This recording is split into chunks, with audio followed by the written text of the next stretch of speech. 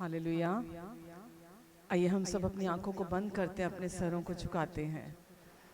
हम धन्यवाद देते हैं हमारे प्रेमी पिता, हमसे पूरे दिल से प्यार करने वाले हमारे पिता। धन्यवाद आज के इस सुंदर दिन के लिए, सुंदर समय के लिए, यीशु नाम के लिए, आपके अभिषेक के लिए, आपकी कृपा के लिए धन्यवाद देते हैं हम परमेश्वर। हर दिन अपने वचन की गहराई में हमें लेके जाने के लिए धन्यवाद। अपने सच को हमारे हृदयों में जाहिर करने के लिए हम आपको धन्यवाद देते हैं परमेश्वर। अपने रेस्ट में हमें प्रवेश कराने के लिए हम आपको धन्यवाद देते हैं परमेश्वर। जितने लोग यहाँ हैं, जितने लोग ऑनलाइन हैं, इन सब को और इनके प्रियजनों को, जहाँ कहीं भी इनकी फैमिलीज़ हैं, आप अपना हाथ बढ़ाकर आशीष दीजिए। सबको आप ब्लेस कीजिए। सबके हृदय को मैं ब्लेस करती हूँ यीशु के नाम से। जो भी चोटें किसी के भी हृदय में हैं, वो सब यीशु के प्यार से पूरी रीति से भर जाएं। हर ऑफेंडमेंट चली जाए यीशु मसीह के नाम से। हर ठोकर जो हृदय में है वो चली जाए प्रभु यीशु मसीह के नाम से। परमेश्वर मदद कीजिए, इनकी आंखों को खोलिए ताकि चीज़ों को जैसा आप चाहते हैं वैसा ये देख सकें। धन्यवाद देती हूँ यीशु मैं आपको। धन्यवाद प्रभु, आपका अनुग्रह हम सब के लिए आज भी यहाँ काफ़ी है। धन्यवाद देते हैं यीशु। पूरा समय हम यहाँ प्रभु आपकी ओर ताकते हैं, आपके नाम को स्तुति देते हैं, आपके नाम को ऊंचा उठाते हैं यीशु। धन्यवाद देते हैं प्रभु, धन्यवाद देते हैं। हालेलुया। जय जय नाम यीशु नाम गाऊं मैं सुबह हो शाम। जय जय नाम यीशु नाम गाऊं मैं सुबह हो शाम। जय जय नाम यीशु नाम गाऊं मैं सुबह हो शाम। बलहीन का सहारा, पापियों का दोस्त है तू। यीशु तू है कितना प्यारा, शब्द ना कैसे बताऊं। बलहीन का सहारा, पापियों का दोस्त है तू। यीशु तू है कितना प्यारा, शब्द ना कैसे बताऊं। जय जय नाम यीशु नाम गाऊं मैं सुबह हो शाम। जय जय नाम यीशु नाम सुबह हो शाम। तू ही है जो मुझको बुलाता, देता है जीवन जल। तेरी शक्ति पाऊं सदा और योजनाएं सफल हो जाए। तू ही है जो मुझको बुलाता, देता है जीवन जल। तेरी शक्ति पाऊं सदा और योजनाएं सफल हो जाए। जय जय नाम यीशु नाम गाऊं मैं सुबह हो शाम। जय जय नाम यीशु नाम गाऊं मैं सुबह हो शाम। तुझ में बना रहूं तो अमृत फल लाऊं मैं। गाऊं तेरी जय सदा तो तुझ सा बन जाऊं मैं। तुझ में बना रहूं तो अमृत फल लाऊं मैं। गाऊं तेरी जय सदा तो तुझ सा बन जाऊं मैं। जय जय नाम यीशु नाम गाऊं मैं सुबह हो शाम। जय जय नाम यीशु नाम गाऊं मैं सुबह हो शाम। सच्चा नाम, अच्छा नाम गाऊं मैं सुबह हो शाम। मीठा नाम, प्यारा नाम गाऊं मैं सुबह हो शाम। यीशु नाम, यीशु नाम गाऊं मैं सुबह हो शाम। यीशु नाम, यीशु नाम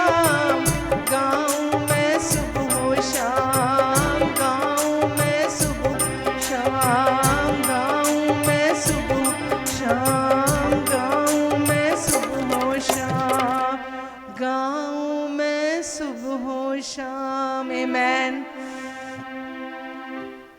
वचन कहता है हर समय पिता का धन्यवाद किया करो। हम यीशु के लिए हर समय पिता को धन्यवाद देते हैं। जय जय नाम यीशु नाम गाऊं मैं सुबह शाम। पिता ने अपना प्रेम यीशु के द्वारा हम पर उड़ेला है। जब हम क्रूस को देखते हैं हम पिता के प्यार को देखते हैं। हम धन्यवाद देते हैं पिता आपको। बलहीन का सहारा, पापियों का दोस्त है तू। यीशु तू है कितना प्यारा, शब्द ना कैसे बताऊं। आमेन। यीशु ने हर दुख हमारे लिए सह लिया ताकि हमें वो दुख सहना ना पड़े। यीशु ने हमें जीवन दिया ताकि हम जीवन को प्राप्त कर लें। यीशु ने कहा मैं आया तुम्हें जीवन देने और जीवन बहुतायत का देने। आमेन। हालेलुया। तेरे मार खाने से यीशु मैंने शिफा पाई है। तेरे मार खाने से यीशु मैंने शिफा पाई है। तेरे खून बहाने से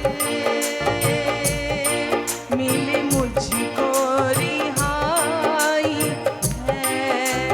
तेरे खून बहाने से मिली मुझको रिहाई है। तेरे मार खाने से यीशु मैंने शिफा। कोई चारा कर तुझ सा नहीं, कोई राहबर तुझ सा नहीं। कोई चारा कर तुझ सा नहीं,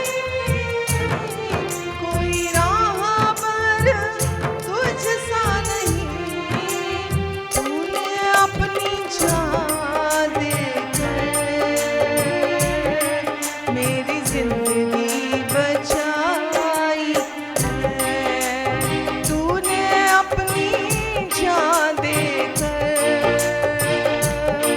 मेरी जिंदगी बचाई है। तेरे मार खाने से यीशु मैंने है। तूने वादा पूरा कर दिया है। तूने पाकरू से भर दिया है। तूने वादा पूरा कर दिया है। तूने पाकरू से भर दिया है। तूने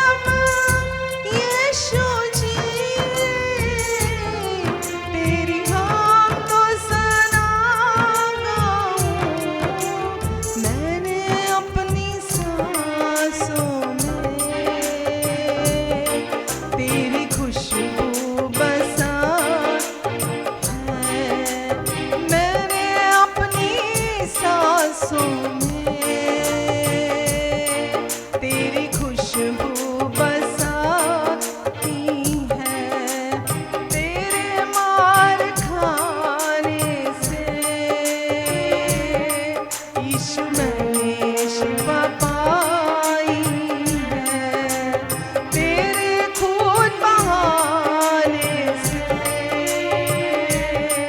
मिली मुझको रिहाई है, तेरे खून बहाने से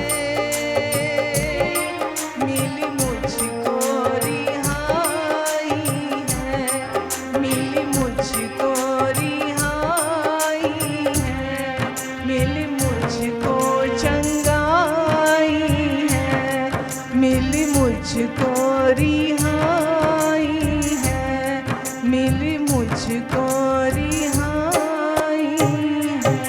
आमीन। यीशु ने अपने आप को हमारे लिए एक पवित्र बलिदान बनाकर दे दिया। यीशु ने वो सब दुख सहा जो आपके और मेरे नाम पर था, क्योंकि वचन कहता है पाप की मजदूरी मौत है, लेकिन पिता का धन्यवाद हो कि हमें उन्होंने अपने पुत्र में अनंत जीवन, पुत्र यीशु में अनंत जीवन दे दिया है।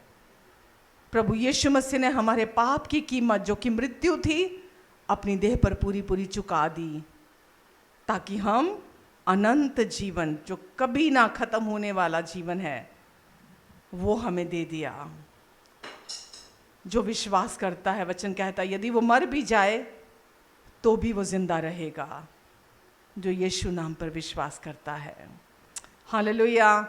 यीशु नाम से सारे पाप धुल जाते हैं, यीशु नाम से हम सच्ची भक्ति कर सकते हैं आत्मा और सच्चाई से। यीशु नाम से पिता की सारी करुणा हमें मिल जाती है। यीशु नाम हमारे लिए काफ़ी है।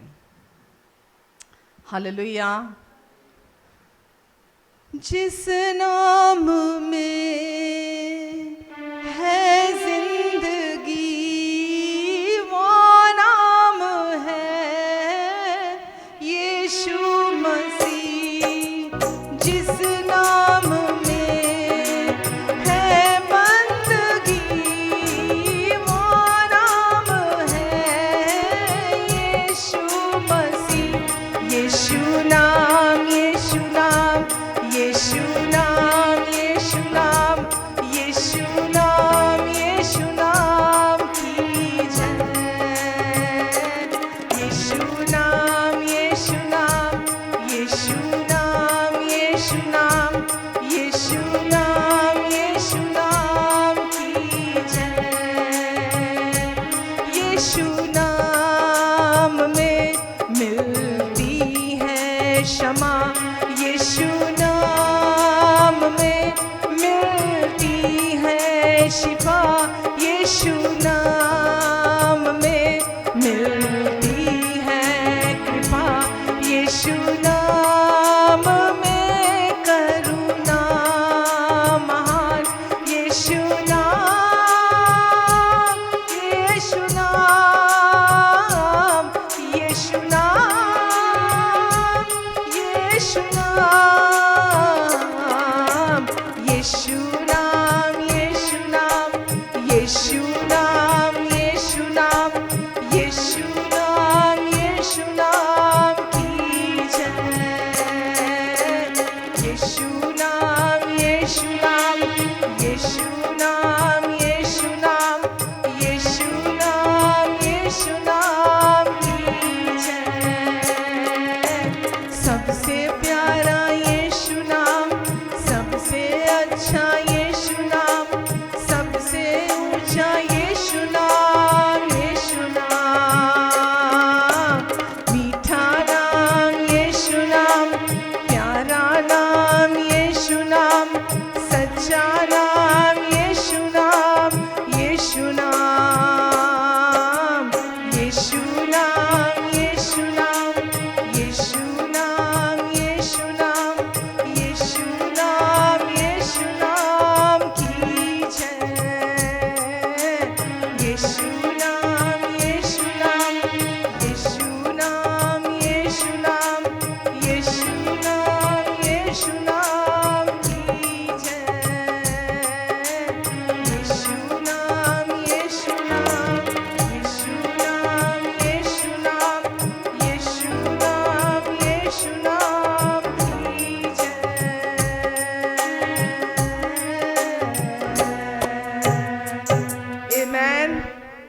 जिस नाम में है जिंदगी। अगर किसी को जीवन चाहिए तो केवल यीशु नाम में है। जिस नाम में है जिंदगी, जिस नाम में है बंदगी, वो नाम यीशु नाम है।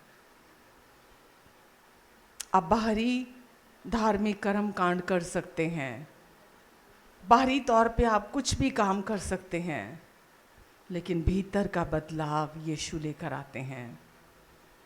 इंसान अंदर से पूरी रीति से नया हो जाता है, बदल जाता है, तो उसके बाहरी कार्य भी बदल जाते हैं। यीशु नाम में मिलती है जब माफ़ी, जब यीशु नाम में मिलती है चंगाई, जब यीशु नाम में मिलती है कृपा, जब यीशु नाम में पिता की सारी करुणा मिलती है, तो जीवन फिर वैसा नहीं रहता। जीवन नया हो जाता है, बदल जाता है। हम परमेश्वर की गवाही बन जाते हैं। हम जहाँ भी जाते हैं, लोग हम में उनकी कृपा को देखते हैं, उनकी करुणा को देखते हैं, उनकी माफ़ी को देखते हैं, उनकी चंगाई को देखते हैं। आमेन, आमेन, हालेलुया। धन्यवाद देती हूँ पिता मैं आपको। आपने हमें वर्णन से बाहर प्रेम किया है, क्योंकि आपने अपने इकलौते प्रिय पुत्र को हमारे पापों के लिए इस जगत में भेजा मरने के लिए। आप कहते हैं कि आप हमें अपनी आँख की पुतली के समान प्रेम करते हैं। आपने हमारा चित्र अपने हथेलियों पर गोद के रखा है। आप हमें अपने अनंत प्रेम से प्रेम करते हैं।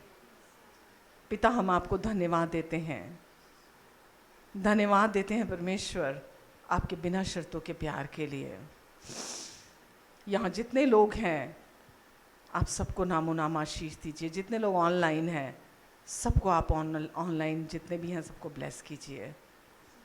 आज पिता, मेरी प्रार्थना है इन सब के मन की आंखें खुल जाएं, ताकि आपकी कृपा को ये देख सकें, आप कितने अच्छे पिता हैं ये देख सकें, आपकी दया को ये देख सकें, आपने जो कुछ इनके लिए कर दिया है पहले से ही, ये उसे देख सकें, जान सकें।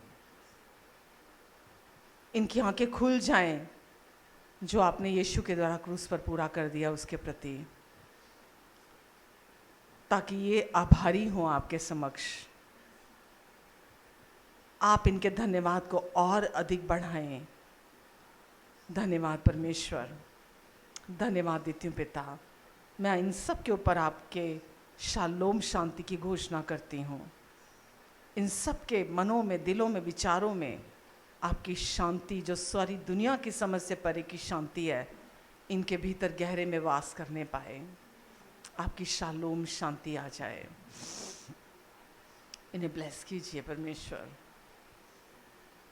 धन्यवाद पिता, धन्यवाद परमेश्वर, धन्यवाद। आपका अनुग्रह, आपकी शांति इन सब के जीवन में मल्टीप्लाई हो जाए यीशु के नाम से। धन्यवाद परमेश्वर। इनकी फैमिलीज़ को ब्लेस कीजिए, इनके बच्चों को ब्लेस कीजिए, इनकी सारी ज़रूरतों को आप पूरा करेंगे, क्योंकि आप अच्छे पिता हैं। धन्यवाद यीशु के नाम से। आमीन, आमीन, आमीन। कैसे हैं सब? आमीन, आमीन।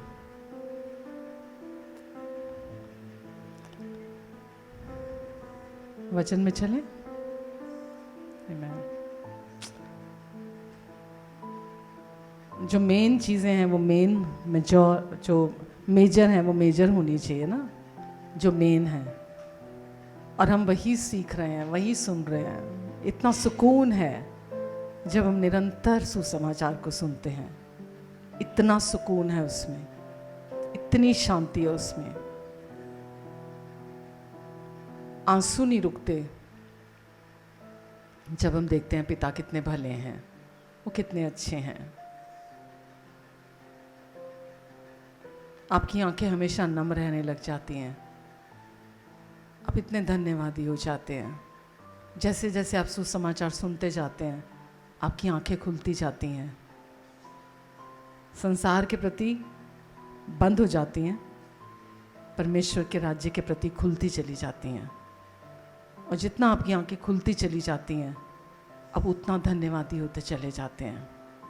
आमीन। इसीलिए सुसमाचार की सुनने की ज़रूरत है। यीशु ने एक जगह लूका में कहा, जब यीशु आराधनालय में खड़े थे तो उन्होंने कहा, पिता ने मेरा अभिषेक इसीलिए किया है कि मैं कंगालों को सुसमाचार सुनाऊं, इसीलिए मेरा अभिषेक किया गया है। अगर यीशु का अभिषेक इसीलिए किया गया तो आपका और मेरा अभिषेक भी इसीलिए किया गया है कि हम कंगालों को सुसमाचार सुनाएं। जो बंधुआइयों में है उनको छुटकारा मिले, अंधों को दृष्टि मिले, कुचले हुओं को मैं छुड़ाऊं, यीशु ने कहा। किसके द्वारा? सुसमाचार के द्वारा, सुसमाचार सुनाने के द्वारा। जब लोग सुसमाचार को सुनते हैं तो अंधों को दृष्टि मिलती है। अंधे मतलब जो मन के भी अंधे हैं, उनको दृष्टि मिलती है। जो बंधुआइयों में पड़े हुए हैं, ये करना ये नहीं करना के बंधन में पड़े हुए हैं, उनको छुटकारा मिलता है। कुचले हुए हैं, जो शैतान के सताए हुए हैं, जो वो जीवन को प्राप्त करते हैं। कंगालों को सुसमाचार, जो अंदर से बैंकरप्ट है, अंदर से खाली हैं, जो, ताकि वो सुसमाचार के द्वारा जीवन को पालें। तो हम भी लेफ्ट राइट नहीं होते, हम किसी चीज़ को अपनी लाइफ में पहला स्थान नहीं देते, कोई चीज़ हमारे लिए बड़ी नहीं है, सब कुछ तुच्छ है, सब कुछ तुच्छ है सुसमाचार के सामने। कोई भी चीज़ महत्वपूर्ण नहीं है सुसमाचार के बराबर। सबसे महत्वपूर्ण हमारी लाइफ में सुसमाचार है, क्योंकि सुसमाचार में परमेश्वर की सामर्थ है, और सुसमाचार अनुग्रह का सुसमाचार है। आमीन। सुसमाचार अनुग्रह का सुसमाचार है। जब सुसमाचार के द्वारा लोग अनुग्रह को रिसीव करते हैं तो अनुग्रह टूटे हुए संसार को, टूटे हुए मन को, टूटे हुए रिश्तों को, टूटी हुई मिनिस्ट्रीज को, जो कुछ भी टूटा हुआ है इंसान के जीवन में, यीशु वहाँ जीवन लेकर आते हैं। जो कुछ भी टूटा हुआ है, तो अगर किसी की लाइफ में कुछ टूटा हुआ है तो निराश होने की ज़रूरत नहीं है। सुसमाचार वहाँ सब कुछ को ठीक कर सकता है, और केवल ठीक नहीं, जैसा पहले था उससे कई गुना अच्छा कर सकता है सुसमाचार। आमीन। चाहे किसी के रिश्ते टूटे हुए हैं, मन टूटा हुआ है, शरीर टूटा हुआ है, मिनिस्ट्री में प्रॉब्लम है, सुसमाचार हीलिंग को लेकर आता है, शांति को लेकर आता है। ठीक है, तो इसीलिए हमें बार बार ना केवल रविवार बल्कि हमको हर बार में सुसमाचार को सुनने की ज़रूरत है। आमीन। आमीन।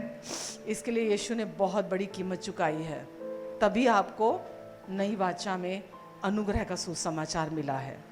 हालेलुया। तो नया नियम, जैसा कि मैंने पहले भी बहुत बार बोल चुकी हूँ, यीशु के जन्म से शुरू नहीं हुआ था। नया नियम कब शुरू हुआ था? लहू बहाना। जब यीशु ने क्रूस पर लहू बहाया था तब नया नियम, नई वाचा शुरू हुई थी। हम जब बाइबल खोलते हैं तो फ्रंट का जो नए नियम का पन्ना है, वहाँ फ्रंट पेज पे लिखा है नया नियम। नया नियम वहाँ से शुरू नहीं हुआ था। नई वाचा यीशु के जन्म से शुरू नहीं हुई थी। नई वाचा तब शुरू हुई थी जब यीशु ने अपना लहू बहाया था। मूसा ने भी, जब पुरानी वाचा दी गई थी, मूसा ने भी पहले लहू बहाया था, तब वो वाचा इस्टेब्लिश हुई थी। तो यीशु भी जब आए थे नई वाचा को स्थापित करने के लिए, तो यीशु को अपने लहू के द्वारा उस नई वाचा को स्थापित करना था। तो नया नियम, नई वाचा कब शुरू हुई? जब यीशु ने क्रूस पर अपना लहू बहाया, या जब क्रूस के रास्ते पर यीशु ने अपना लहू बहाया, जब यीशु को कोड़े मारे गए। तो जब क्रूस पर यीशु ने अपना लहू बहाया तो क्या कहा? पूरा हुआ।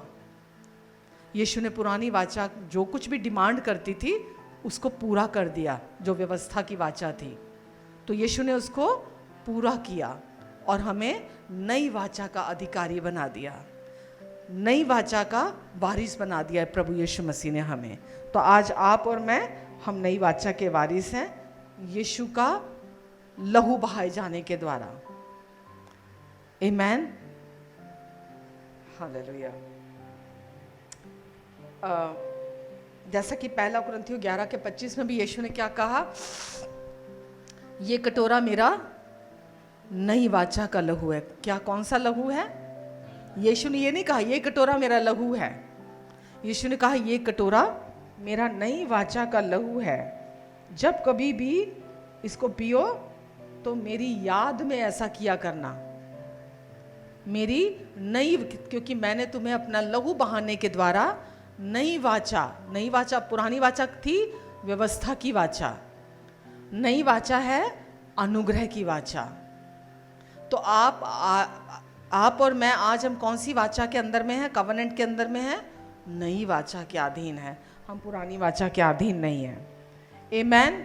जब परमेश्वर, आपको पता है पुरानी वाचा तब शुरू हुई कब शुरू हुई थी पुरानी वाचा? जब व्यवस्था दी गई थी। व्यवस्था के दिए जाने से पहले पुरानी वाचा नहीं थी। व्यवस्था के दिए जाने से पहले पुरानी वाचा नहीं थी, अनुग्रह की वाचा। तभी भी अनुग्रह का समय चल रहा था। जब मूसा के द्वारा परमेश्वर ने नई पुरानी वाचा दी, उसके पहले तक जब परमेश्वर अपनी संतानों को मिस्र की बंधुआई से निकाल कर लेकर आए थे, तब वो अनुग्रह के अधीन थे।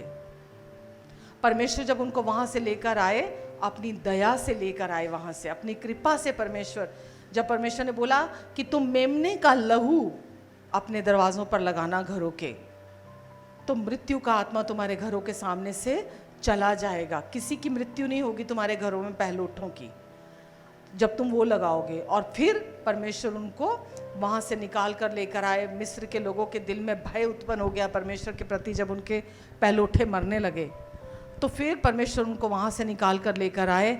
आपको पता है सोना चांदी की भरपूरी के साथ परमेश्वर उनको लेकर आए वहां से। उनमें से कोई भी व्यक्ति ऐसा नहीं था, जब वो बंधुआई में थे उस मिस्र के अंडर में, तो हर व्यक्ति बीमार था, कमजोर था, कोई भी योग्य नहीं था कि वो कुछ कर सके, वो इतने निर्बल थे। लेकिन परमेश्वर उनको अपनी कृपा से, अपनी दया से बाहर निकाल कर लेकर आए। और वचन हमें बताता है कि सोना चांदी के साथ परमेश्वर उनको वहाँ से बाहर निकाल कर लेकर आए। और ना केवल सोना चांदी से बाहर निकाल कर लेकर आए, वचन कहता है जब, क्योंकि उन्होंने उस फसा के मेमने में से खाया था, उनमें से एक भी बीमार नहीं था और एक भी कमज़ोर नहीं था। ये सब कैसे था? परमेश्वर के प्यार, उनकी दया की वजह से था कि एक भी इंसान जब उस मिस्र की बंधुआई में से निकल कर आया, वो बीमार नहीं था, कमज़ोर नहीं था। उसके बाद जब हम आगे देखते हैं, परमेश्वर की कृपा उन पर बनी रही। और वचन हमें बताता है कि स्वर्ग से मन्ना बरसता था उनके लिए। इससे हेल्दी खाना क्या होगा और इससे स्वाद खाना क्या होगा जो स्वर्ग से उतर के आ रहा है? इससे बढ़िया खाना क्या होगा? तो जितने साल वो जंगल के रास्ते से बाहर आ रहे थे, उनको परमेश्वर ने स्वर्ग से मन्ना खिलाया अपनी कृपा से। उनके कर्मों की वजह से नहीं कि वो बहुत अच्छे थे या उनमें कोई काबिलियत थी या वो किसी तरह से कैपेबल थे या परमेश्वर को के लिए कुछ किया था उन्होंने। परमेश्वर अपनी कृपा से लेकर आए थे। और वचन हमें बताता है कि स्वर्गीय मन्ना हर सुबह उनके लिए परमेश्वर देते थे और हर दिन नया देते थे, हर दिन के लिए देते थे परमेश्वर। तो वो परमेश्वर की कृपा थी, करुणा थी, जो हर दिन उनके लिए नई हो जाती थी। तो परमेश्वर की करुणा में से, उनके दया में से रिसीव करते थे। उसके बाद आगे चलें तो वचन हमें बताता है कि वो कुड़कुड़ा रहे थे, हम तो वहाँ थे, मिस्र में थे, हम तो ये खा रहे थे, हम तो वहाँ वो खा रहे थे, हमको तू कहाँ ले आया, मूसा को बोलते थे। परमेश्वर ने, उन्होंने जो मांगा परमेश्वर ने उनको दिया। वचन में लिखा है उनके लिए प्रतिदिन नॉनवेज का भी अरेंजमेंट हुआ। प्रतिदिन उनको जो वो मांग रहे थे खाना, उनको वो खाना खाने को मिला। परमेश्वर दिन में उनके साथ बादल का खंबा और रात में आग का खंबा बन के उनके साथ चल रहे थे। मतलब उनके कपड़े पुराने नहीं हुए, उनके जूते नहीं फटे पुराने नहीं हुए। इमेजिन करके देखो आप, 40 साल तक क्या साइज सेम रहता है? बच्चा बड़ा होता है, फिर और बड़ा होता है, और जवान होता है, किशोर होता है ना, पतला होता है, मोटा होता है। उनके कपड़े फटे नहीं, पुराने नहीं हुए, उनके जूते भी बढ़ते चले गए, शू साइज भी उनका बड़ा होता चला गया। कैसे? परमेश्वर अपनी कृपा से उनको वहाँ से निकाल कर लेकर आए थे। उनका फेवर था, परमेश्वर का फेवर था उनके ऊपर। परमेश्वर के फेवर से परमेश्वर उनको बाहर निकाल कर लेकर आए। और परमेश्वर चाहते थे, उनसे कुछ नहीं चाहते थे, वो चाहते थे सिर्फ वो डिपेंड होकर चलें, परमेश्वर पर निर्भर होकर चले, डिपेंड होकर चलें, और कुछ नहीं चाहते थे।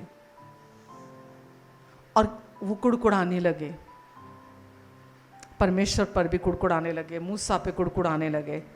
और फिर परमेश्वर भी जो वो मांग रहे थे कि हमें बता, हमें क्या करना है, परमेश्वर के लिए बता हमें क्या करना है। तो परमेश्वर ने बोला ठीक है, इनको मैं नहीं चाहिए, ठीक है, इनको एहसास नहीं है इनके पास क्या है, इनको मैं नहीं चाहिए।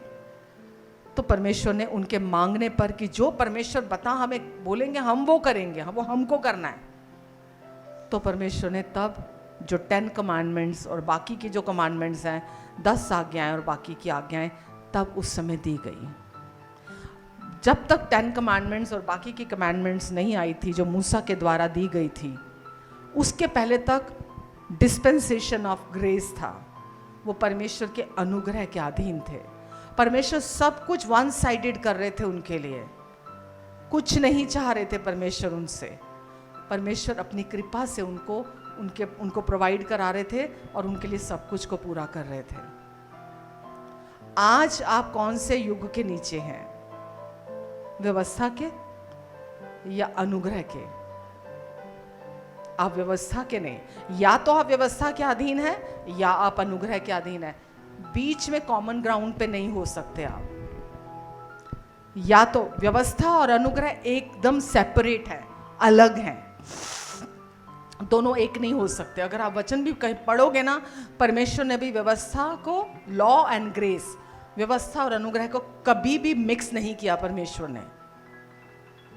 तो आप भी अगर मिक्सचर में चलते रहोगे, मिलावट में चलते रहोगे, तो वो आपके लिए बहुत नुकसानदायक है। क्योंकि जो इंसान व्यवस्था को मानता है वो अपने ऊपर न्याय को लेकर आता है। जो मिक्सचर को बिलीव करता है वो अपने ऊपर न्याय को लेकर आता है। इसीलिए हमको समझना जरूरी है कि हम अब व्यवस्था के, लॉ के अंडर में नहीं हैं, अब हम अनुग्रह के डिस्पेंसेशन में चल रहे हैं। अनुग्रह के युग में अब हम चल रहे हैं, ठीक है। और अनुग्रह के युग में सब कुछ प्रोवाइड परमेश्वर कराने वाले पिता हैं। वो नहीं चाहते आप अपनी कोशिशें करो, अपनी कोशिशों से कुछ भी पाने के प्रयास करो आप। व्यवस्था कहती थी तुझे करना है, ठीक है। अनुग्रह ने क्या कहा? सब कुछ मैंने कर दिया है, सब कुछ यीशु ने आपके लिए पूरा कर दिया है। आमेन। तो सुसमाचार का मतलब क्या है? गुड न्यूज, अच्छी खबर। इसके बाहर आप अगर आज मसीह में आपका जीवन है ना, आपको इसके अलावा कोई और नॉलेज परमेश्वर से नहीं चाहिए, और कोई, क्या बोलूं मैं, इससे गहरा रेवलेशन, इससे डीपर रेवलेशन और है ही नहीं। जिसको सुसमाचार का रेवलेशन मिल गया, पौलुस ने क्या बोला? मैंने संसार से नहीं पाया ये रेवलेशन, मैंने दुनिया के ज्ञान से, संसार के ज्ञान से ये रेवलेशन नहीं पाया सुसमाचार का, मैंने सीधा परमेश्वर से ये रेवलेशन पाया है। तो जिसके पास गॉस्पेल का रेवलेशन है, सुसमाचार का रेवलेशन है, उसके पास सबसे बड़ा रेवलेशन है। और सुसमाचार का मतलब क्या है? बुरी खबर। हाँ, सुसमाचार का मतलब क्या है? कोई बुरी खबर नहीं है उसके अंदर, अच्छी खबर। क्योंकि आप व्यवस्था के अधीन नहीं है, आप अनुग्रह के अधीन हैं। इसलिए आपकी लाइफ में, आपके जीवन में कोई भी बैड न्यूज नहीं हो सकती। आमेन। पर लोगों ने, मतलब बहुत दुख की बात है, डूज एंड डोंट की एक लिस्ट की तरह मान लिया है गॉस्पेल को। ये करना, ये नहीं करना, ये करना, ये नहीं करना, ये करना, ये नहीं करना सुसमाचार नहीं है, गुड न्यूज नहीं है। ये करना, ये नहीं करना।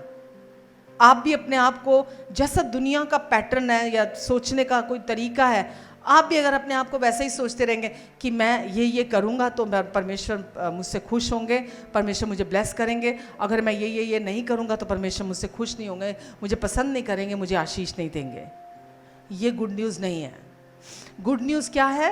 परमेश्वर आपके प्रोवाइडर हैं, क्योंकि अब आप अनुग्रह के नीचे आ गए हैं और परमेश्वर आपके प्रोवाइडर हैं।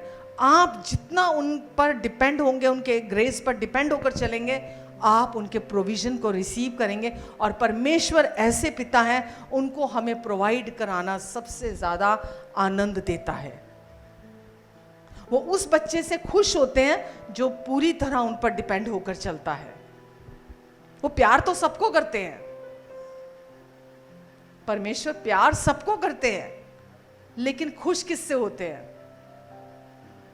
जो डिपेंड होकर चलता है, पूरी तरह उन पर, उनकी तरफ देखकर चलता है। परमेश्वर उससे बहुत प्रसन्न होते हैं। आमेन।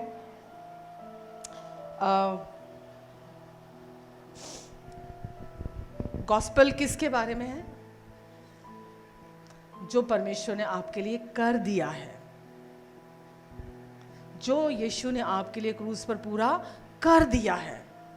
तो अगर आप आज अनुग्रह के अधीन हो, आप व्यवस्था के, लॉ के अंडर में नहीं हो, तो आपकी सोच क्या होनी चाहिए? आपकी सोच क्या होनी चाहिए? हर सिचुएशन में, हर दिन आपकी सोच क्या होनी चाहिए? क्या होनी चाहिए? हाँ? जो यीशु ने आपके लिए पूरा कर दिया, वो मेरे लिए, अपने आप को बोलिए, वो मेरे लिए काफी है। जो भी सिचुएशन है, आप उसके लिए प्रभु की तरफ देखते हैं कि उन्होंने आपके लिए क्या किया है। आपकी आंखें अपने ऊपर से हट जाती हैं कि मैंने क्या किया या मैं क्या कर सकता हूं, मुझे क्या करना चाहिए। आपकी आंखें वहां से पूरी तरह हट जाती हैं। ये है एक मेजर चेंज आपकी सोच में आता है। जब वचन हमें कहता है ना, मन परिवर्तन, अपना मन परिवर्तन करो। मन परिवर्तन कैसे करो? यही, मैं क्या कर सकता हूं, मैंने क्या किया है, मैं क्या करूंगा, वहां से आपका ध्यान हटके सुसमाचार पर आ जाता है, अनुग्रह पर आ जाता है कि परमेश्वर ये नहीं देख रहे मैंने क्या किया है या मैं क्या कर सकता हूं। परमेश्वर ये देख रहे हैं कि क्या मैं ये विश्वास करता हूं कि उन्होंने मेरे लिए क्या कर दिया है। आपकी सोच, मैंने बोला ना, या तो आप अंडर द लॉ हैं या आप अंडर ग्रेस हैं। अंडर द लॉ जब आप होते हैं, व्यवस्था के अधीन जब आप होते हैं, आपकी आंखें अपने ऊपर लगी रहती हैं। आप हमेशा ये सोचते हैं मैं क्या कर सकता हूं, मैंने क्या किया है, मैं क्या करूंगा। आपकी आंखें उस पर लगी रहती हैं और आप अपने आप को कर्ज के अंदर ले आते हैं, श्राप के अधीन ले आते हैं। लेकिन अनुग्रह के अधीन आप हर सिचुएशन में एक ही चीज सोचते हैं कि परमेश्वर ने मेरे लिए क्या कर दिया है। मन परिवर्तन, मन परिवर्तन मतलब आप क्या सोचते थे पहले, उससे आप, परमेश्वर अब क्या चाहते हैं आपसे, आप क्या सोचें, आपका मन परिवर्तन हो गया, आप वो सोचने लगे हैं। समझ रहे हैं आप? अगर अभी तक मैंने जो इतनी सी बात बोली है ना, अगर आपने इसको ही पकड़ लिया ना कि मुझे क्या नहीं सोचना है, अब वो कूड़ा है मेरे लिए, कौन मेरे बारे में क्या सोचता है, कौन मुझे कैसे देखता है, मैं कैसा दिखता हूँ, मेरे पास क्या है, मेरे पास क्या नहीं है, मेरे पास कितना ज़्यादा है, मेरे पास कितना कम है, नहीं सोचना आपको उसके बारे में। आपको सिर्फ और सिर्फ परमेश्वर ने क्रूस पर यीशु के द्वारा आपके लिए क्या पूरा कर दिया, आपको सिर्फ उस पर अपनी आंखें लगाकर रखनी है, उसके बारे में सोचना है। आपकी सोचों में सिर्फ वो होना चाहिए जो परमेश्वर ने आपके लिए पूरा कर दिया है। हर दिन 1000 चीजें आपके इर्द गिर्द होंगी और आप उसको रोक नहीं सकते। एक जगह फिलिपियन में लिखा है चैप्टर 4 में, जो जो बातें सच्ची हैं, जो जो बातें पवित्र हैं, जो जो बातें आदरणीय हैं, जो जो बातें सुहावनी है, लुभावनी है, सद्गुण की बातें हैं, ये कौन सी हैं? स्वर्गीय बातें। उन पर अपना मन लगा कर रखो, उन पर अपना ध्यान लगा कर रखो। जो जो बातें सच्ची हैं, पवित्र हैं, परमेश्वर की जो बातें हैं, सद्गुण की बातें हैं, जो लुभावनी है, सुहावनी है। तो वो कौन, परमेश्वर ने ऐसे तो नहीं लिख दिया, उसके पहले लिखा है तुम किसी भी बात की चिंता मत करो, वरन तुम्हारे प्रार्थना, विनती, निवेदन, धन्यवाद सहित परमेश्वर के सम्मुख प्रस्तुत किए जाएं। तब परमेश्वर की शांति, जो सारी दुनिया की समझ से परे की शांति है, तुम्हारे हृदय में मसीह यीशु में सुरक्षित रहेगी। और फिर आगे लिखा है, निदान ये है, जो जो बातें सच्ची हैं, पवित्र हैं, उन पर अपने मन को लगा कर रखो। आमीन। परमेश्वर सुसमाचार को बिलीव करने के लिए क्यों बोलते हैं? ताकि आप अंदर से रेस्ट में आ जाओ। केवल इतना ही आपका काम है। अपने अंदर जो भी स्ट्रगल है, जो भी फाइट है, जो भी स्ट्राइव है, वो सब आपके खत्म हो जाएगा और आप फ्लो में चलने लगोगे परमेश्वर के प्रोविजन के। आप समझ रहे हैं? पता है, अनुग्रह का मैसेज सुनना बहुत बहुत मुश्किल है। सुसमाचार को सुनना बहुत मुश्किल है। सुनना, अगर सुन लिया ना आपने, बैठकर समझ लिया उसको, लाइफ चेंज होने से कोई नहीं रोक सकता, नहीं रोक सकता। हजम करना बहुत मुश्किल है, क्योंकि उसके लिए होली स्पिरिट चाहिए। व्यवस्था के लिए, लॉ को प्रीच करने के लिए और समझने के लिए होली स्पिरिट नहीं चाहिए।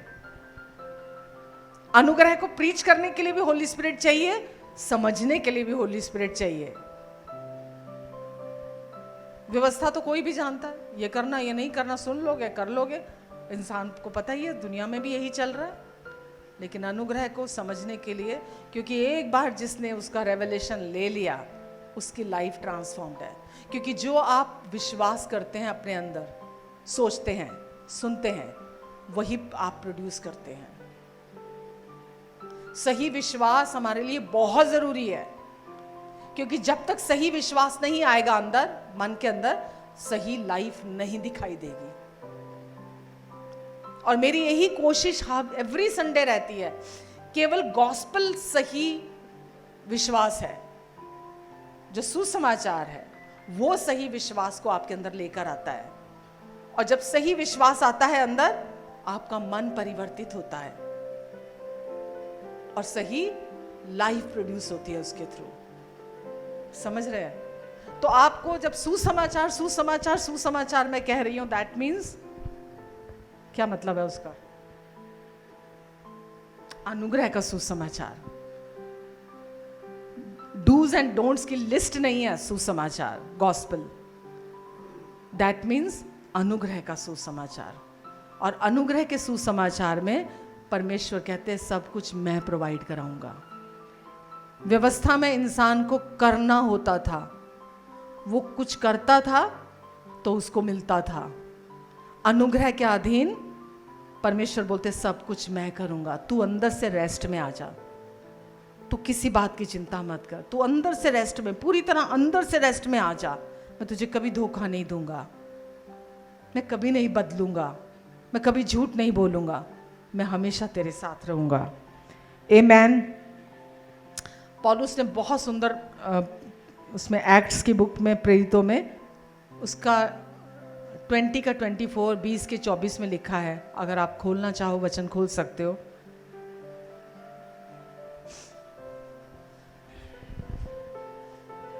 एक्ट्स की बुक में लिखा है 20 के 24 में, 20 का 24।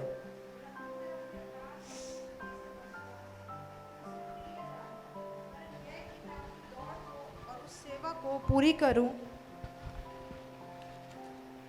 जो मैंने परमेश्वर के अनुग्रह के सुसमाचार पर गवाही देने के लिए प्रभु यीशु से पाई है।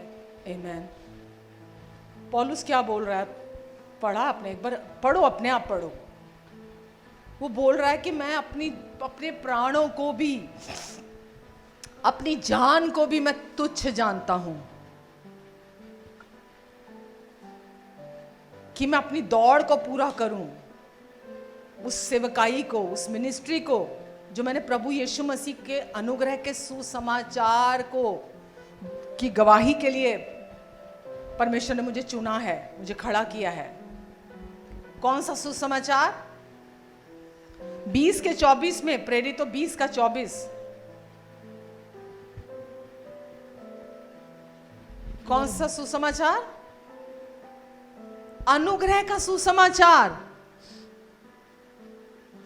पौलुस उसको, अनुग्रह के सुसमाचार को सबसे ज्यादा इंपॉर्टेंस दे रहा है, सबसे ऊपर रख रहा है।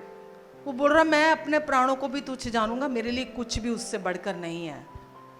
मुझे परमेश्वर ने चुना है, मुझे ये सेवकाई दी है कि मैं अपनी दौड़ को पूरा करूं। क्या करने के द्वारा?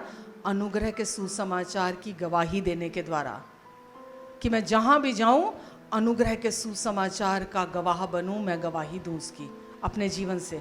आपको पता है पौलुस जो था वो व्यवस्था का प्रचारक था। कौन था वो? रट्टी हुई थी और उसने अपने जीवन भर व्यवस्था को प्रैक्टिस किया। वो बोलता है कि अगर मैं व्यवस्था के हिसाब से देखूं तो मुझसे बढ़कर किसी ने व्यवस्था का पालन नहीं किया। सबसे ज्यादा अगर कोई घमंड करेगा ना तो मैं कर सकता हूं कि मैंने व्यवस्था का पालन किया। क्योंकि जब वो आराधनालयों में जाता था तो वो जब लोगों को मारता था, जो लोग यीशु को विश्वास करते थे, प्रभु यीशु मसीह के पास आते थे, तो वो ये सोचता था मैं परमेश्वर की सेवा कर रहा हूं। जब वो लोगों को मार रहा होता था, मैं परमेश्वर का काम कर रहा हूं लोगों को मारने के द्वारा। वो पौलुस, और वो बोल रहा है कि मैं अपने प्राणों को भी अब तुच्छ जानूंगा, सुसमाचार की गवाही दूंगा मैं जहां भी जाऊंगा। और वचन में लिखा है जब वो दमिश्क के रास्ते से जा रहा था, यीशु के साथ उसका आमना सामना हुआ और उसका जीवन बदल गया। व्यवस्था को जानने वाला, व्यवस्था को प्रैक्टिकली करने वाला, जब उसका सामना यीशु के साथ हुआ तो वो बदल गया, उसकी लाइफ चेंज हो गई। आमेन। वो समझ गया कि परमेश्वर का प्रेम जो है वो कमाने की चीज नहीं है, वो अनुग्रह से प्राप्त करने की चीज है। परमेश्वर का जो कुछ भी है आप उनके अनुग्रह से रिसीव करते हो। उसको ये समझ आ गई थी। डूज एंड डोंट्स की लिस्ट से वो नहीं मिलता, जब उसका यीशु से सामना हुआ था। आमेन। तो आपको और मुझे भी यीशु के साथ सामना, अनुग्रह के साथ सामना जब हमारा होता है, हमारी भी लाइफ चेंज हो जाती है। मालूम, हम जब संडे आते हैं, चर्च में आते हैं, वचन के लिए इतना हमारे अंदर भूख होनी चाहिए। अगर सच में आप अपनी लाइफ ट्रांसफॉर्म चाहते हो, अगर आपको लग रहा है मैं तो जो कमा रहा हूँ सफिशिएंट है, मेरे पास अच्छा हस्बैंड है सफिशिएंट है, मेरे पास अच्छी वाइफ है सफिशिएंट है, हाँ मेरे पास बच्चे भी हैं सफिशिएंट है, बस ठीक है, ठीक ठाक ज़िंदगी चल रही है मेरी, बस ठीक है, संडे चर्च चला जाऊँगा, बस ठीक ठाक लाइफ चल रही है मेरी। ये परमेश्वर ने इसलिए नहीं चुना आपको, इसलिए नहीं चुना कि आप सेटिस्फाइड होकर बैठ जाओ, आप ये सोचो कि बस इतना मिल गया, हमें इतना मिल जाए बस बहुत है, हम अपनी स्मूथ लाइफ जी रहे हैं। परमेश्वर चाहते हैं आपके पास सुसमाचार का, गॉस्पेल ऑफ ग्रेस का रेवलेशन हो आपके अंदर।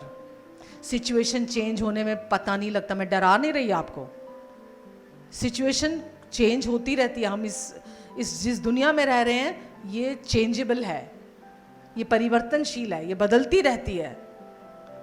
जो रेवलेशन आपके अंदर आता है वो आपको हर सिचुएशन में संभाल कर चलता है, संभाल कर रखता है।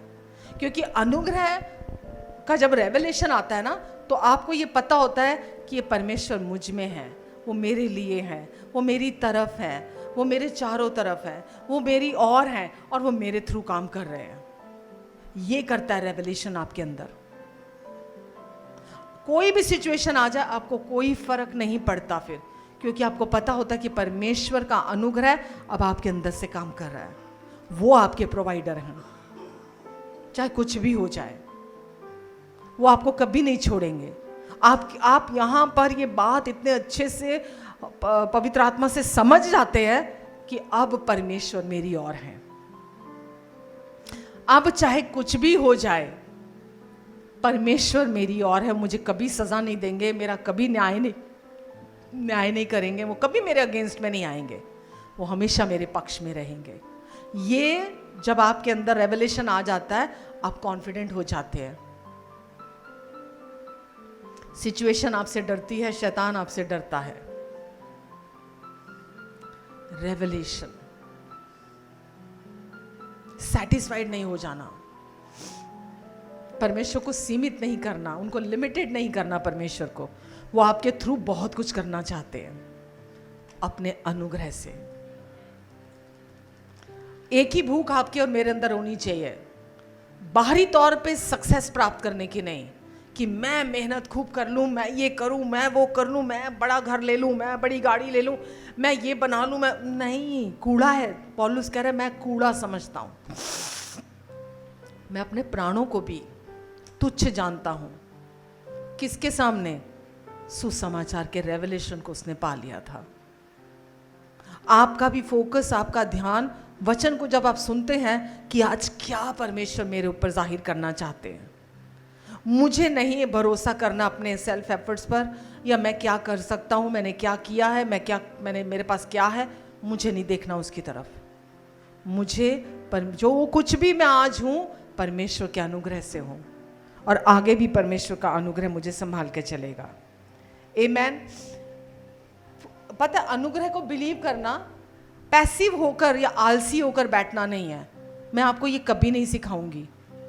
अनुग्रह का मतलब यह है कि जो यीशु ने क्रूस पर आपके लिए पूरा किया, परमेश्वर का प्यार, परमेश्वर की कृपा, परमेश्वर की शांति, परमेश्वर की माफ़ी, परमेश्वर का प्रोविज़न, जो कुछ वो उन्होंने पूरा किया, आप उसमें इस्टेब्लिश किए गए हैं। अब आप वहाँ से काम करते हैं सिक्योर होकर, अपने अंदर सुरक्षित हैं। अब आप इनसिक्योर नहीं हैं, अब होली स्पिरिट के अंदर गाइडेंस में आप चल रहे हैं। अनुग्रह आपको सिखा रहा है। अनुग्रह आपको, व्यवस्था किस पे लिखी गई थी?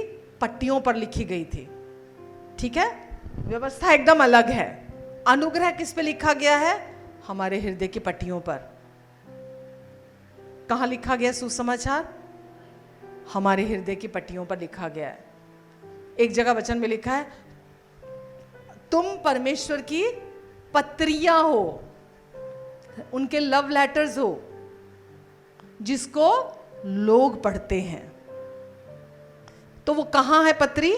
आपके दिल पर लिखी गई है। परमेश्वर ने हर चीज आपके अंदर दिल में लिख दी है। आपको सिचुएशन में क्या जरूरत है, क्या सुनना है, क्या देखना है, वो सब आपके दिल में लिख दिया गया है। जैसे पट्टियों पर 10 कमांडमेंट्स लिखी गई थी, ऐसे ही अनुग्रह की कवेनेंट जो है वो यीशु के लहू के द्वारा आपके अंदर लिख दी गई है, आपके दिल की पट्टियों पर। समझ रहे हैं? सॉल्यूशन बाहर नहीं है, गाइडेंस बाहर नहीं है, सॉल्यूशन आपके खुद के अंदर है, गाइडेंस आपके खुद के अंदर है।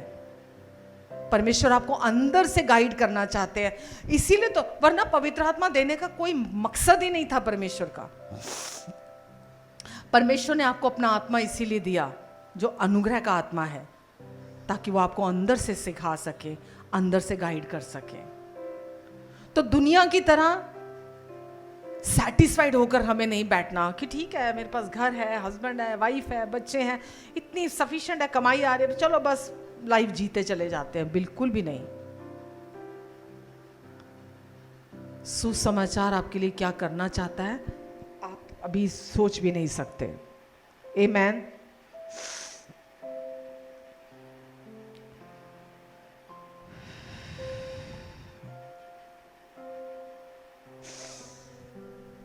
गॉस्पेल जो है, मैंने लिखा था, जो आपको माफी मिली है ना, हम रोज़ गलतियां करते हैं। पहले जब गलती करते थे तो गिल्ट अंदर से आता था, हम गिल्टी कॉन्शियस होते थे। लेकिन यीशु ने आकर हमारे अंदर से वो जो गिल्ट कॉन्शियसनेस थी हमारे अंदर से, उसको अपने लहू से धो दिया, साफ कर दिया। कैसे किया? अपना लहू बहाकर। तो सुसमाचार का मतलब क्या है गॉस्पेल का? आप हर दिन उस माफ़ी को इंजॉय करो जो यीशु ने आपको दे दी है ना। जब आप गलतियां करते हो तो फोकस गलतियों पे नहीं होना चाहिए। जब आप पाप करते हो तो फोकस पाप पे नहीं होना चाहिए। आपका फोकस किस पे होना चाहिए? यीशु ने आपको माफ़ी दी है अपने नई वाचा के लहू के द्वारा।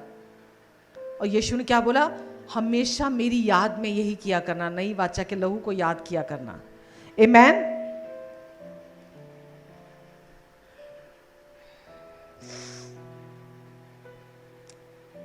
व्यवस्था कहती है, लूका 10 में लिखा है,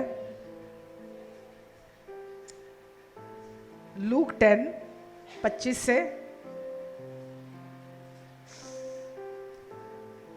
28। और देखो, एक व्यवस्थापक उठा और ये कहकर उसकी परीक्षा करने लगा, हे गुरु, अनंत जीवन का वारिस होने के लिए मैं क्या करूं? उसने उससे कहा, व्यवस्था में क्या लिखा है, तू कैसे पढ़ता है? उसने उत्तर दिया, तू प्रभु अपने परमेश्वर से अपने सारे मन और अपने सारे प्राण और अपनी सारी शक्ति और अपनी सारी बुद्धि के साथ प्रेम रख, और अपने पड़ोसी से अपने समान प्रेम रख। उसने उससे कहा, बस 1 मिनट। तो यहाँ पर अभी तक नई वाचा नहीं आई थी, न्यू कवनेंट इस्टेब्लिश नहीं हुई थी, ठीक है। नई वाचा कब स्थापित हुई थी? जब यीशु ने अपना क्रूस पर अपना खून बहाया था, ठीक है। तो यहाँ पर यीशु कह रहे हैं पुरानी वाचा में, ओल्ड कवनेंट में व्यवस्था क्या कहती है कि तू अपने प्रभु अपने परमेश्वर से अपने सारे मन, बल और शक्ति के साथ अपने परमेश्वर से प्रेम कर, ठीक है। लेकिन 1 जॉन 4:10 में क्या लिखा है? पहला यूहन्ना 4:10। में इसमें नहीं कि हमने परमेश्वर से प्रेम किया, पर इसमें है कि उसने हमसे प्रेम किया और हमारे पापों के प्रायश्चित के लिए अपने पुत्र को भेजा। आमेन। पुराने नियम में था तो अपने प्रभु परमेश्वर से अपने मन, बुद्धि, शक्ति, प्राण, हृदय से पहले प्रेम रख, ये व्यवस्था कहती थी, ठीक है। लेकिन अभी अनुग्रह क्या कहता है? प्रेम इसमें नहीं कि हमने परमेश्वर से प्रेम किया, अब वो प्रेम है ही नहीं। प्रेम ये वो है जो परमेश्वर ने हमसे किया, वो प्रेम है अगापे प्रेम। हमारा प्रेम तो डामाडोल होने वाला प्रेम है। प्रेम वो है जो उसने हमसे किया और हमारे पापों के प्रायश्चित के लिए अपने इकलौते पुत्र को हमारे लिए इस जगत में भेजा। तो व्यवस्था कहती थी तू ये कर, है ना, ये करने के बारे में था ना, कि तू पहले ये कर तो परमेश्वर तुझे अनंत जीवन देंगे, तुझे ब्लेस करेंगे, तुझे ये आशीष देंगे, तुझे ये, पहले तू ये कर, पहले तू अब प्रभु अपने परमेश्वर से अपने पूरे मन, बुद्धि, शक्ति, प्राण से प्रेम कर, ठीक है। लेकिन अभी अनुग्रह के अधीन आप हो। परमेश्वर क्या बोल रहे? प्रेम वो नहीं जो हमने परमेश्वर से किया, वो नहीं है। प्रेम वो है जो उसने हमसे किया और हमारे पापों के प्रायश्चित के लिए उन्होंने यीशु को इस दुनिया में भेजा। तो ये भी बोझ आपके कंधों से हट गया कि आपको अपनी शक्ति से, अपनी पावर से परमेश्वर को प्यार करना है। ये भी बोझ हट गया। लोग बोलते हैं परमेश्वर से, ऐसे ऐसे गीत हैं कि तू मुझे अपने जैसा बना, अपने जैसा बना, अपने योग्य बना, मैं तुझे प्यार करता हूं, मैं तुझे प्यार करता हूं परमेश्वर से। अभी भी नए गाने भी बन रहे हैं इस पर आधारित, बहुत लोग बना रहे हैं, पर प्रेम वो है ही नहीं जो हम परमेश्वर से करते हैं। प्रेम वो है जो उसने हमसे किया। तो आपको फोकस नहीं करना आप कितना प्यार करते हो परमेश्वर को, आपका फोकस वो नहीं होना चाहिए। आपका फोकस क्या होना चाहिए? परमेश्वर ने अपने अनुग्रह से मुझे प्यार किया है। और वो मैंने कैसे जाना? उन्होंने मेरे पापों के प्रायश्चित के लिए प्रभु यीशु मसीह को इस जगत में भेजा है। तो मेरा फोकस, मेरा ध्यान, मैं कितना परमेश्वर से प्यार करता हूं। शैतान आके बोलेगा, देख तू परमेश्वर से प्यार नहीं करता ना, देख तू चर्च नहीं जा रहा, देख तू प्रार्थना नहीं कर रहा, देख तू कम प्रार्थना कर रहा है, क्योंकि तू परमेश्वर से प्यार नहीं करता ना। कहां प्यार करता तू? अगर तू प्यार करता होता तो उनकी आज्ञाओं को मानता। अगर तू प्यार करता होता तो तू ये भी करता। तू प्यार नहीं करता ना परमेश्वर से, इसलिए तो उनकी आज्ञाओं का पालन नहीं करता। वो आता है दोष लगाने के लिए। हालेलुया। लेकिन अनुग्रह क्या कहता है? फिक्र मत करो, प्रेम वो है ही नहीं जो हमने परमेश्वर से किया, वो प्रेम है ही नहीं। प्रेम कौन सा है? जो उन्होंने हमसे किया। उनके प्यार से ही हम उनको प्यार कर सकते हैं। उनके प्यार को जब आप बिलीव करते हैं तब आप उनको प्यार कर सकते हैं। जब तक आप उनके प्यार को बिलीव नहीं करते, आप उनको प्यार नहीं कर सकते। वो कंगालों को सुसमाचार देने आया यीशु। बैंकरप्ट जो अंदर से थे, उनको सुसमाचार देने आया। तो यीशु क्यों आए? ताकि आप पिता के प्यार को रिसीव कर सके अपने अंदर। और जब आप उस प्यार को अपने अंदर रिसीव करते हैं तो आप वापसी में प्यार कर सकते हैं परमेश्वर से और एक दूसरे से भी। आमेन, हालेलुया।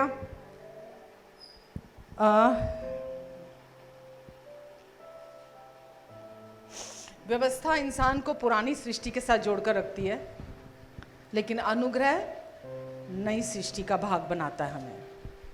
आमेन। मेरे साथ आप निकाल सकते हैं रोमियो 6 उसका 4 से आगे पढ़ेंगे। मैं पढ़ देती हूँ। रोमियो 6 का 4 से, सो उस मृत्यु का बपतिस्मा पाने से हम उसके साथ गाड़े गए। उसके साथ मृत्यु का बपतिस्मा पाने से हम उसके साथ गाड़े गए, ताकि जैसे मसीह पिता की महिमा के द्वारा मरे हुओं में से जिलाया गया, वैसे ही हम भी नए जीवन की सी जो पिता ने हमें दी है, हम वो वॉक करें, वो चाल हो हमारी। क्योंकि यदि हम उसकी मृत्यु की समानता में उसके साथ जुट गए हैं, तो निश्चय उसके जी उठने की समानता में भी जुट जाएंगे। क्योंकि हम जानते हैं कि हमारा पुराना मनुष्यत्व जो व्यवस्था के अधीन था, ठीक है, जो व्यवस्था के अधीन था, हमारा पुराना मनुष्यत्व उसके साथ क्रूस पर चढ़ाया गया, ताकि पाप का शरीर व्यर्थ हो जाए और हम आगे को पाप की दासत्व में ना रहें।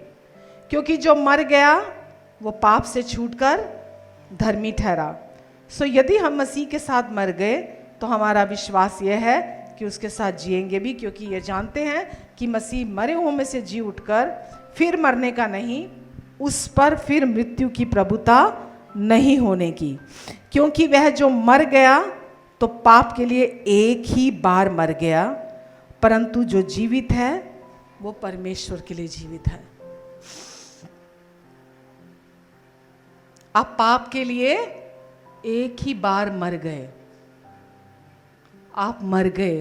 पुराना इंसान जो व्यवस्था के अधीन था वो क्रूस पर यीशु के साथ मारा गया और वो गाड़ा गया, और अब वो परमेश्वर के लिए जीवित है। आप और मैं अब किसके लिए जीवित हैं? परमेश्वर के लिए जीवित हैं। हम गॉस्पेल को दुनिया तक, दुनिया के कोने तक, जो कि रिकंसिलिएशन, मेल मिलाप का जो गॉस्पेल है, वो बताने के लिए हम जिंदा हैं कि परमेश्वर कितने अच्छे, कितने भले पिता हैं। अगर आपको अपने लिए नहीं पता कि परमेश्वर कितने अच्छे हैं, कितने भले हैं, कितने प्यार करते हैं, कितना प्यार करते हैं, तो आप दूसरों को नहीं बता पाएंगे। जो आप अपने लिए एक्सपीरियंस करते हैं वही आप दूसरों को बता सकते हैं। अब आप पाप के लिए मर चुके, पुरानी सृष्टि मर गई है और अब आप नई सृष्टि हैं। 2 कुरिन्थियों 5:17 में क्या लिखा है?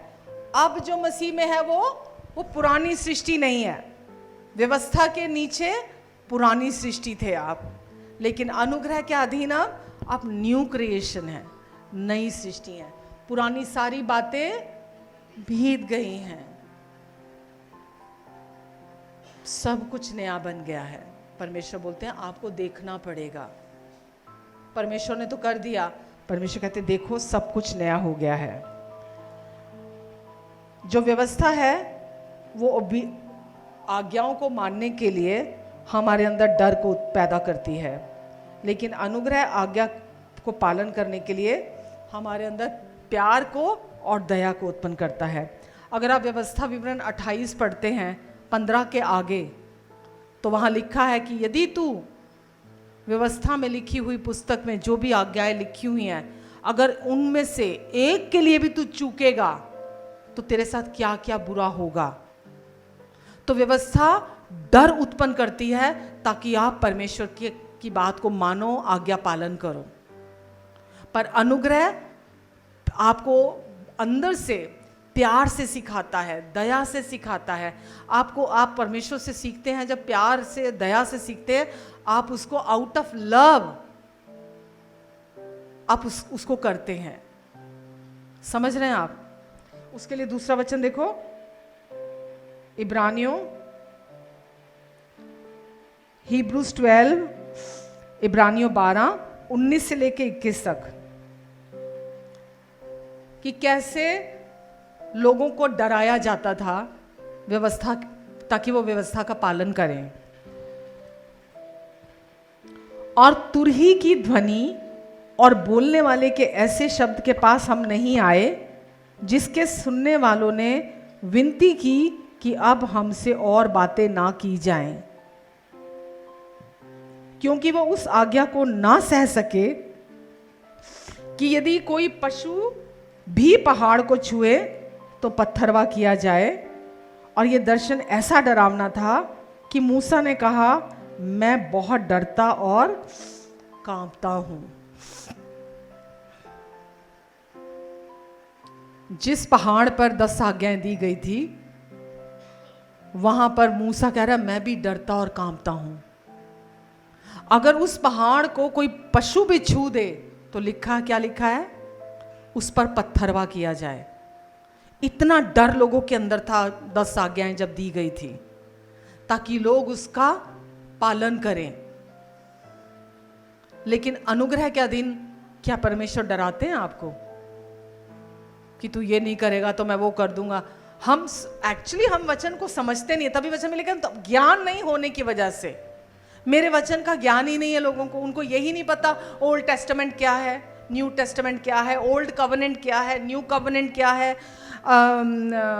व्यवस्था के अंडर होना क्या है, अनुग्रह के अंडर होना क्या है, लोगों को पता ही नहीं है।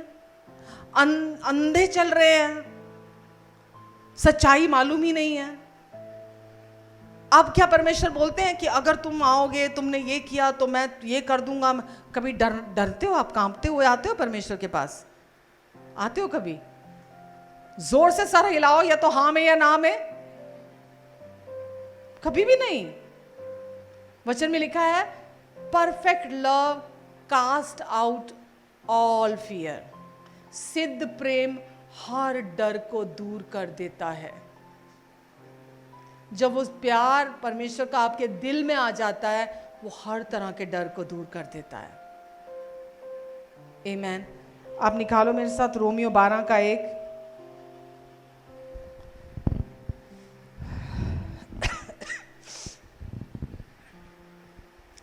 इसलिए हे भाइयों, मैं तुमसे परमेश्वर की दया, क्या लिखा है? मैं तुमसे परमेश्वर की दया याद दिलाकर विनती करता हूं। क्या वो डांट रहा है? क्या वो डरा रहा है? रिक्वेस्ट कर रहा है, डांट नहीं रहा, डरा नहीं रहा, विनती कर रहा है कि मैं परमेश्वर की दया को याद दिलाता हुआ तुम्हें कह रहा हूं कि अपने शरीरों को जीवित और पवित्र और परमेश्वर को भावता हुआ बलिदान करके चढ़ाओ, क्योंकि यही तुम्हारी आत्मिक सेवा है।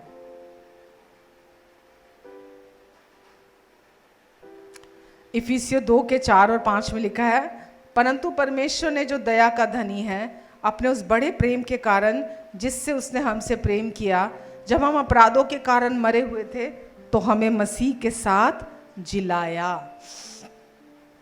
हम मसीह के साथ परमेश्वर की दया के कारण हम जिलाए गए हैं। आप अंदर से पूरी रीति से नई सृष्टि हैं, जिला दिए गए हैं अंदर से। अब आप वो पुरानी सृष्टि नहीं रहे। अब आप व्यवस्था के अंडर में नहीं है कि परमेश्वर आपको धमकी दे रहे हैं, आप पर क्रोधित हो रहे हैं, आपको डरा रहे हैं कि अगर तूने ये नहीं किया तो देख मैं तेरे साथ ये करूंगा। अगर ये व्यवस्था के अधीन था, अनुग्रह के अधीन परमेश्वर प्रेमी और दयालु हैं। वो कभी धमकी नहीं देंगे। उनका वायदा है, मैं तुझे कभी धमकी नहीं दूंगा, मैं तुझे कभी नहीं डांटूंगा, मैं तुझे कभी नहीं छोड़ूंगा, मैं तुझे कभी नहीं त्यागूंगा, मैं कभी तुझ पर क्रोधित नहीं होऊंगा और मैं अपनी शांतिदायक वाचा को मैं कभी नहीं तोड़ूंगा। मैं तेरा प्रोवाइडर हूं, मैं तेरा प्रेमी पिता हूं, मैं हमेशा तुझे संभाल के रखूंगा। आमीन। व्यवस्था आपसे पवित्रता की को डिमांड करती है, अनुग्रह आपको पवित्रता प्रोवाइड कराता है। परमेश्वर आपसे पवित्रता आज डिमांड नहीं करते। मैं आपको वर्सेस दिखाती हूं। लेवी व्यवस्था, लेविटिकस 18:5, लेवी व्यवस्था 18:5।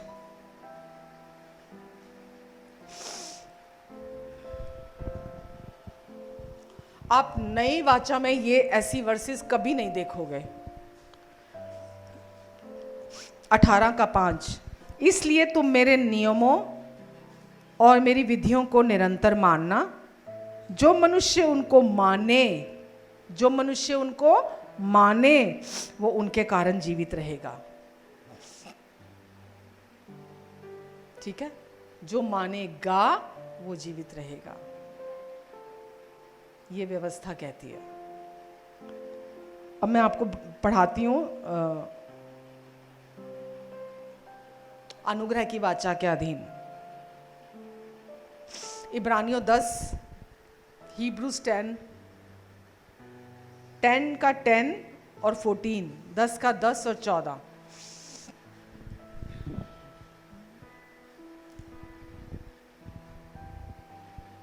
उसी इच्छा से हम यीशु मसीह की देह के एक ही बलिदान चढ़ाए जाने के द्वारा पवित्र किए गए हैं। बस क्या किए गए हैं? पवित्र किए गए। आप कौन है अभी? पवित्र। कौन है आप? पवित्र। कौन है आप? पवित्र किए गए हैं। 14 में क्या लिखा है? क्योंकि उसने एक ही चढ़ावे के द्वारा उन्हें जो पवित्र किए जाते हैं सर्वदा के लिए सिद्ध कर दिया है।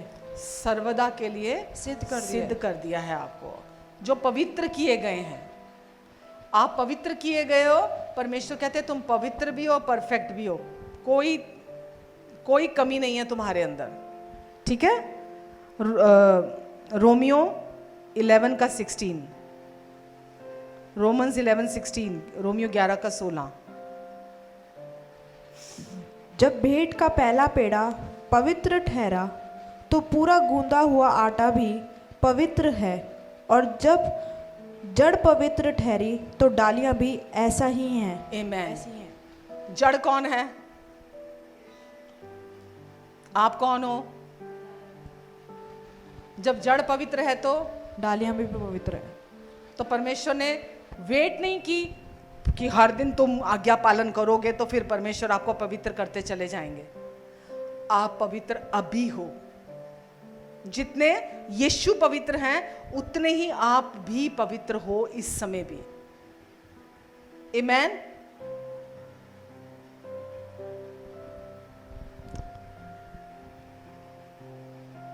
रोमियो 6 का 22। परंतु अब पाप से स्वतंत्र होकर और परमेश्वर के दास बनकर तुमको फल मिला जिससे पवित्रता प्राप्त होती है और उसका अंत अनंत जीवन है। आमीन। अब पाप से आजाद हो गए हो आप। ठीक है, पाप से परमेश्वर ने आपको आजाद कर दिया है। पहले आप पापी थे, अब आप क्योंकि पाप से छुड़ा लिए गए हो, अब परमेश्वर ने आपको पवित्र क्रिएशन अपनी बना दिया है। अब आप नई सृष्टि हो और पवित्र हो। अब आप पाप के दास नहीं हो। जब आप ये विश्वास करते हो कि परमेश्वर ने मुझे पवित्रता दे दी है, अब मैं पवित्र हूं, तो ये आपकी लाइफ से अनंत जीवन को प्रोड्यूस करता चला जाता है। मैंने बोला ना, जो आप विश्वास करते हो वो आपके लिए बहुत महत्वपूर्ण है, क्योंकि जो आप विश्वास करो, अगर आप अपने अंदर विश्वास अभी भी नहीं करते हो कि आप पवित्र हो, आप ये विश्वास करते हो पापी हो, आप अभी भी कमियां ढूंढते हो अपने अंदर, अभी भी अपने आप को कंडेम करते हो, अभी भी अपने आप को बुरा भला कहते हो, तो क्या प्रोड्यूस होएगा? वही विशियस साइकिल है। जो आप विश्वास करोगे वही होगा, जो आप विश्वास करोगे वही होगा, जो आप अपने अंदर सोचोगे वही आप प्रोड्यूस करोगे। अपने आप को, अपनी गलतियों को फोकस करोगे, निरंतर गलतियां करोगे, पाप को फोकस करोगे, निरंतर पाप करोगे। जो आप अपने मन में विश्वास करते हो वो सबसे इंपॉर्टेंट है। आप अपने मन में अपने लिए क्या विश्वास करते हो? अभी भी अपने आप को क्या वो पुराना इंसान देखते हो जो मसीह में आने से पहले था? अगर अभी भी आप अपने आप को वैसा ही सोचते हो, वैसा ही देखते हो, तो वैसी ही लाइफ रहने वाली है। लेकिन अगर आप ये विश्वास करते हो कि नहीं, जैसा प्रभु पवित्र है, जैसा यीशु है इस समय स्वर्ग में, वैसा इस समय इस धरती पर मैं भी हूं। एक वचन और देखो, पहला पत्रस 1:15 और 16, 1 पीटर चैप्टर 1 15 to 16। इस वर्ष को लोग बहुत गलत प्रचार करते हैं।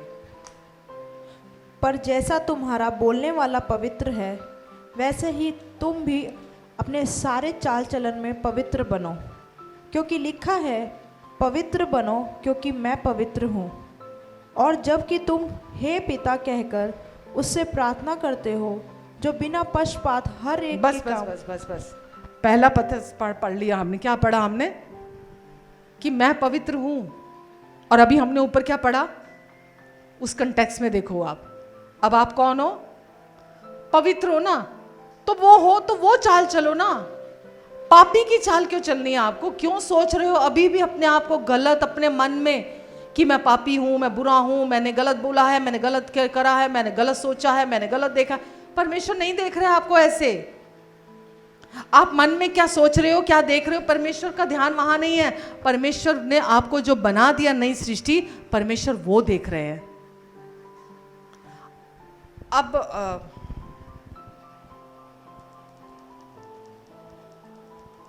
क्या एग्जाम्पल दूं?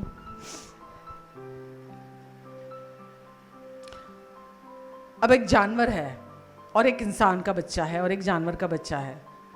जानवर का बच्चा 4 पैर में चलता हुआ, आपको देखकर कुछ मन में क्वेश्चन मार्क आता है? आता है क्वेश्चन मार्क कि जानवर का बच्चा 4 पैर में चल रहा है। कोई डॉग या कैट 4 पैर में चल रहा है, गाय भैंस 4 पैर में चल रहा है, आपको देख के ताज्जुब होता है? होय होय 4 पैर में चल रहा है, होता ताज्जुब? लेकिन इंसान का बच्चा एक समय के बाद तक 4 पैरों, 4 मतलब 2 हाथ 2 पैरों में के सहारे चले, वो आपको अजीब लगेगा कि वो भी ओके लगेगा आपको? हाँ, डिसफंक्शनल लगेगा ना, कि कुछ तो प्रॉब्लम है कि ये अभी तक चल नहीं रहा है। तो वो उसकी प्रवृत्ति है, उसको ऐसे ही बनाया गया, वो 4 पैरों में चलता है। आप परमेश्वर से हो, वो पवित्र है, उन्होंने आपको पवित्र बनाया। और सुसमाचार गॉस्पेल आपको हेल्प करता है। जब आप बिलीव करते हैं ना, वो आपको पावर देता है, जो आपको अंदर से बना दिया है परमेश्वर ने, वो लाइफ में चलने के लिए पवित्र आत्मा आपको सहायता करते हैं। पर जब आप बिलीव करते हो उसको, जब आप बिलीव करोगे ना कि मैं पवित्र हूं, चाहे कुछ भी हो जाए, मैं अपनी गलतियों को नहीं देखूंगा, मैं फोकस नहीं करूंगा, मैं अपने लाइफ को फोकस नहीं करूंगा। मैंने पहले भी बहुत बार बोला, पाप आपके बॉडी में बहुत साल तक रह के गया है, इसलिए अभी तक उसके लक्षण आपके आदतों में, आपके बिहेवियर में अभी भी उसके पद चिन्ह है। ठीक है, तो उसके पद चिन्ह आपकी आदतों में, आपके बिहेवियर में होने का मतलब ये नहीं है कि आप पापी हो। अभी हमने पढ़ा, उसके एक ही चढ़ावे के द्वारा, यीशु के, तुम हमेशा के लिए पवित्र कर दिए गए हो। परमेश्वर ने आपको हमेशा के लिए पवित्र बना दिया है। आप कभी कभार गलतियां कर रहे हो, पाप कर रहे हो, चलो मैं यहां तक भी बोल देती हूं, अगर आपका एक्चुअली में बॉर्न अगेन आप हो, किसी को अच्छा लगे बुरा लगे, मैं तो गॉस्पेल प्रचार करूंगी। अगर आप बॉर्न अगेन हो, आपका नया जन्म हुआ है, आप नई सृष्टि बन गए हो, अगर आप अपनी पूरी लाइफ हर दिन भी पाप करते हो ना, तो भी आप पवित्र हो, तभी भी आप अशुद्ध नहीं हो, गंदे नहीं हो। पूरी जिंदगी भर दुष्ट आता है आपको नीचा दिखाने, छोटा करने, दोष लगाने, गिल्ट कॉन्शियस में लेके जाने के लिए, लेकिन परमेश्वर ने आपको पूरी तरह से अपने जैसा बना दिया है। आप पवित्र हो, बिना कर्मों के बनाए गए हो आप पवित्र। आप अपने कर्मों से पवित्र होने की कोशिश मत करो कि परमेश्वर के सम्मुख मुझे पवित्र होना है, मुझे परमेश्वर को बनाने दो ना आपको अंदर से, उनके अनुग्रह के आपको आपके अंदर काम करने दो ना, बदलाव लाने दो ना। मैं सच बोल रही हूं, जब रेवलेशन अंदर आता है ना, वो लाइफ ट्रांसफॉर्म कर देता है, वो बदल देता लाइफ को। जब आप विश्वास करते हो कि मैं परमेश्वर का बहुत प्यारा बेटा हूँ, जब आप विश्वास करते हो कि मैं एक्सेप्टेड हूँ, आप विश्वास करते हो कि परमेश्वर का पूरा अप्रूवल मेरे लिए है, जब आप विश्वास करते हो कि परमेश्वर मुझे अपने अनकंडीशनल प्यार से प्यार करते हैं, नो मैटर व्हाट, कुछ भी हो जाए वो मुझे प्यार करते हैं, जब आप विश्वास करते हो कि परमेश्वर ने आपको अपने जैसा बना दिया है, अपने जैसा मतलब हूबहू आप अपनी स्पिरिट में परमेश्वर के जैसे हो, पवित्र हो, धर्मी हो, शुद्ध हो, योग्य ठहरा दिए गए हो, है ना, ब्लेसेड हो, महिमा से भर दिए गए हो, ये आपका पार्ट है अपने लिए बिलीव करना, ना कि अदरवाइज सोचना कि जो आप गलतियां कर रहे हो आप अपने आप को वैसा ही देखने लग जाओ। आप जब तक अपने लिए वो चीजें विश्वास नहीं करोगे, आप दूसरों को वो नहीं दोगे। सबसे पहले तो आपका घर है, आपके रिश्ते हैं। जब आप विश्वास करोगे ना कि परमेश्वर आपको बिना शर्तों के प्यार से प्यार करते हैं, उन्होंने आपको एज इट इज एक्सेप्ट कर लिया है। कैसे? अपने अनुग्रह से। आप में कोई कमी नहीं है। आपको अगर जैसे परमेश्वर को हर तरफ से देखा जाए ना, वो हर तरफ से सुंदर है। उन्होंने आपको भी कह दिया तू हर तरह से खूबसूरत है, तुझमें कोई दोष कोई घटी नहीं है।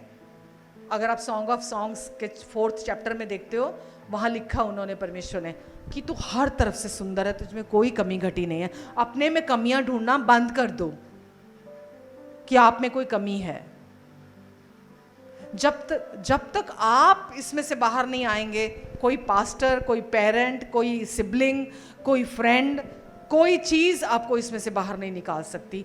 मुझे मेरे लिए विश्वास करना है, आपको अपने लिए विश्वास करना है। आपको अपना मन परिवर्तन करना है। किसके थ्रू? यीशु के पूरा हुए काम के थ्रू अपना मन परिवर्तन करना है। आमेन।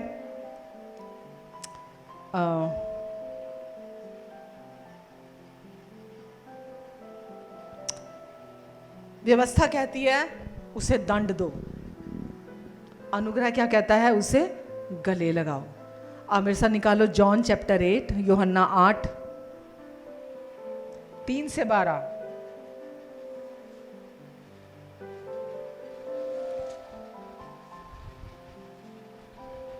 तब शास्त्री और फरीसी एक स्त्री को लाए जो व्यभिचार में पकड़ी गई थी, और उसको बीच में खड़ा करके यीशु से कहा, हे गुरु, ये स्त्री व्यभिचार करते पकड़ी गई है। व्यवस्था में मूसा ने हमें आज्ञा दी है कि ऐसी स्त्रियों पर पथराव करें, अतः तू इस स्त्री के विषय में क्या कहता है? उन्होंने उसको परखने के लिए ये बात कही ताकि उस पर दोष लगाने के लिए कोई बात पाएं। परंतु यीशु झुककर उंगली से भूमि पर लिखने लगा। जब वे उससे पूछते ही रहे तो उसने सीधे होकर उनसे कहा, तुम में जो निष्पाप हो वही पहले उसको पत्थर मारे। और फिर झुककर भूमि पर उंगली से लिखने लगा। परंतु वह यह सुनकर बड़ों से लेकर छोटों तक एक एक करके निकल गए, और यीशु अकेले रह गया और स्त्री वही बीच में खड़ी रह गई। यीशु ने सीधे होकर उससे कहा, हे नारी, वे कहाँ गए? क्या किसी ने तुझ पर दंड की आज्ञा ना दी? उसने कहा, हे प्रभु, किसी ने नहीं। यीशु ने कहा, मैं भी तुझ पर दंड की आज्ञा नहीं देता, जा और फिर पाप ना करना। आमीन। यीशु ने क्या बोला? जा, मैं तुझे दंड नहीं देता। तो उसको पावर कहां से मिलेगी? पहले कि कोई दंड तेरे लिए नहीं है। जब आपको पावर चाहिए पाप ना करने की, तो पहले आपको ये बिलीव करना पड़ेगा कि कोई दंड आज्ञा मेरे लिए नहीं है। हालेलुया। व्यवस्था कहती है पहले बदल, फिर तुझे दंड नहीं मिलेगा। अनुग्रह क्या कहता है? कोई दंड तेरे लिए नहीं है, वो आपको बदलने की पावर देता है। ये मेजर उसमें डिफरेंस है। दुनिया के लोग भी यही कहते हैं, पहले बदलो फिर तुम्हारी लाइफ में तुम्हें कुछ मिलेगा। पर परमेश्वर का राज्य ऐसे काम नहीं करता। यीशु ने बोला, जिसने पाप नहीं किया वो पहला पत्थर मारे। और उसको बोला कि क्या किसी ने तुझ पर दोष लगाया? उसने बोला नहीं। तो यीशु ने क्या बोला? जा, मैं भी तुझ पर दोष नहीं लगाता, जा और आगे को पाप ना करना। आमीन। तो पहले माफी और फिर इंसान बदल जाता है। आप अपने लिए माफी को ही अभी तक रिसीव नहीं किया, अगर अनकंडीशनल प्यार को ही रिसीव नहीं किया अभी तक, तो लाइफ ट्रांसफॉर्म नहीं होएगी, जीवन नहीं बदला होगा अभी तक। अगर आप अपने अंदर सच में, यीशु क्यों आए थे मैंने बताओ? यीशु का मेन आने का पर्पस क्या था? पापों की कीमत चुकाने के लिए आए थे। पापों की कीमत क्यों चुकाने के लिए आए थे? मैंने तो अपनी लाइफ में इसको इतना अच्छे से एक्सपीरियंस किया है कि जब मैं यीशु में आई थी, मुझे पता नहीं था, ये सब वचन नहीं मालूम थे, तो मैं बोलती थी प्रचारकों को, पास्टर्स को, कि मेरे अंदर वो, मैं पहले बड़ा गिल्ट फील करा करती थी गलती करने के बाद। और वो गिल्ट कहाँ चला गया? क्योंकि एक वही मेरे लिए दुनिया में सबसे बड़ा बोझ था मेरे अंदर। मैं उससे इतनी परेशान थी, गिल्ट से अपने अंदर। यीशु में आने से पहले मैं कहती थी, मुझे इससे कोई छुड़ा दे मेरे को। और जब मैं प्रभु में आई, मैंने विश्वास किया सुसमाचार पर, सबसे पहले परमेश्वर ने मेरे अंदर से उस गिल्ट को निकाला, उस दोष भावना को निकाला मेरे अंदर से। और सच में उसके बाद लाइफ चेंज हो गई। पहले वचन क्या कहता है? जब मैं भी तुझ पर दोष नहीं लगाता, मैं भी तुझे दंड नहीं देता। जब आप वो विश्वास करते हैं तो जीवन बदल जाता है। जब तक आप मैंने जैसा अभी पहले बोला, मिक्सचर, मेरी तरफ ध्यान दो। जब मैंने पहले बोला मिक्सचर डेडली है, तो अभी ये मिक्सचर डेडली है का क्या मतलब है? आप अगर अभी 50 टाइम्स व्यवस्था को बिलीव कर रहे हैं, अपने पर फोकस है, अपनी गलतियों पर फोकस है, अपने पाप पर फोकस है, अपनी लाइफ पर फोकस है, और 50 टाइम्स नहीं परमेश्वर मैं विश्वास करता हूँ आपने मेरे सारे पाप धो दिए, नहीं परमेश्वर मेरे पाप धो दिए, लेकिन नहीं, पता नहीं कैसे होगा ये। आप अगर दोनों को लेके चल रहे हैं तो फ्रूट अच्छा नहीं आएगा। आपको ये विद प्रैक्टिस, विद टाइम आपको ये समझना ही है कि चाहे कुछ भी हो जाए, यीशु ने मेरे लिए क्रूस पर जो काम पूरा कर दिया, मेरे लिए वो काफी है। आपको उस गिल्ट से बाहर आने की जरूरत है। गिल्ट बीमार करता है, गिल्ट इंसान को कहीं का नहीं छोड़ता। गिल्ट परमेश्वर के सामने अगर कोई आता है हियाव के साथ, बोल्डनेस के साथ, पता कब आता है? जब उसका मन उसको दोषी नहीं ठहराता। इब्रानियों में लिखा है, जब उसका मन उसको दोषी नहीं ठहराता, तब इंसान कॉन्फिडेंस के साथ परमेश्वर के सामने आता है। जब इंसान का मन उसको कंडेम कर रहा होता है, वो परमेश्वर के पास कॉन्फिडेंस से नहीं आता। तो यीशु ने आकर आपके अंदर, आपके कॉन्शियस को अपने लहू से धो दिया, इसीलिए वो आए थे। मेरी कॉन्शियस तो मैं सेलिब्रेट करती हूँ कि मेरी कॉन्शियस गिल्ट फ्री है, मेरे अंदर कोई गिल्ट नहीं है, क्योंकि मुझे ये समझ में आ चुका है कि मेरे लिए कोई गिल्ट है ही नहीं है, क्योंकि मैं मसीह में हूँ। मैं अपना जीवन बदला हुआ देखना चाहती हूँ, ट्रांसफॉर्म लाइफ देखना चाहती हूँ, और मेरे एफर्ट से नहीं होने वाली, वो अनुग्रह से ट्रांसफॉर्म होता है। पवित्र आत्मा आपको अंदर से बदलते हैं, वो आपको सिखाते हैं अंदर से। जब आप गिल्टी कॉन्शियस नहीं होते तभी लाइफ चेंज होती है। और गिल्टी कॉन्शियस कब नहीं होते? जब आप गॉस्पेल को बिलीव करते हैं, जब आप सुसमाचार को, अनुग्रह के सुसमाचार को बिलीव करते हैं। यीशु ने उस स्त्री को सजा नहीं दी, उस पर दोष नहीं लगाया। सारा गांव हाथ में पत्थर लेकर आया था उसको मारने के लिए, सारा गांव। केवल एक यीशु थे जो अनुग्रह की तस्वीर है। अनुग्रह ने दंड नहीं दिया। आमेन।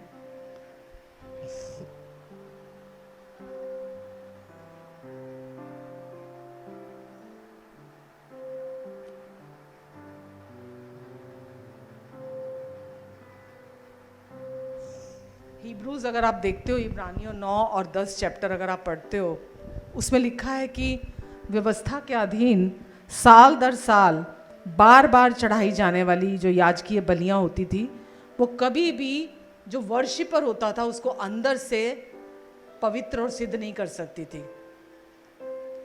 लेकिन अभी नई वाचा के अधीन, अनुग्रह के अधीन, हमने पढ़ा, चैप्टर 10 में पढ़ा कि यीशु के एक ही बलिदान के द्वारा हम अंदर से पवित्र कर दिए गए हैं। लोग बार बार आते थे बलियां लेकर, चढ़ावा चढ़ाने के लिए आते थे पुराने नियम में, पर लिखा है जो उपासक होते थे अंदर से गिल्टी खत्म नहीं होते थे, उनके गिल्टी कॉन्शियसनेस जाती नहीं थी, दोषी विवेक जाता नहीं था उनके अंदर से। पर यीशु के एक ही बलिदान के द्वारा हम अंदर से सिद्ध और पवित्र कर दिए गए हैं। यानी कि अब आपके अंदर गिल्ट परमेश्वर ने धो दिया, साफ कर दिया आपकी कॉन्शियस से। आमेन। ये सेलिब्रेट करने की बात है, ये सेलिब्रेट करने की बात है कि जब आप गॉस्पेल को रिसीव करते हैं, डिवाइन एक्सचेंज होता है आपके अंदर, आपकी आंखें खुल जाती हैं, आप साफ साफ देखने लगते हो जो परमेश्वर आपको दिखाना चाहते हैं। आप यीशु के पूरा हुए काम को साफ साफ देख पाते हैं। आप दुनियावी रीति से सोचने के थ्रू या दुनियावी रीति के हिसाब से चलने के थ्रू आप रेवलेशन प्राप्त नहीं करते। ये लाइफ ट्रांसफॉर्मिंग है जब आप इसको बिलीव करते हैं। आमेन।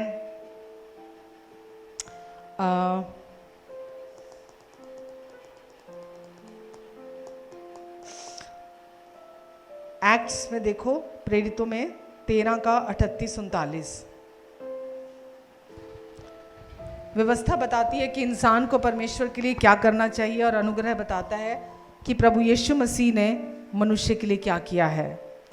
प्रेरितों 13, 38 और 39, एक्ट्स 13, 38-39।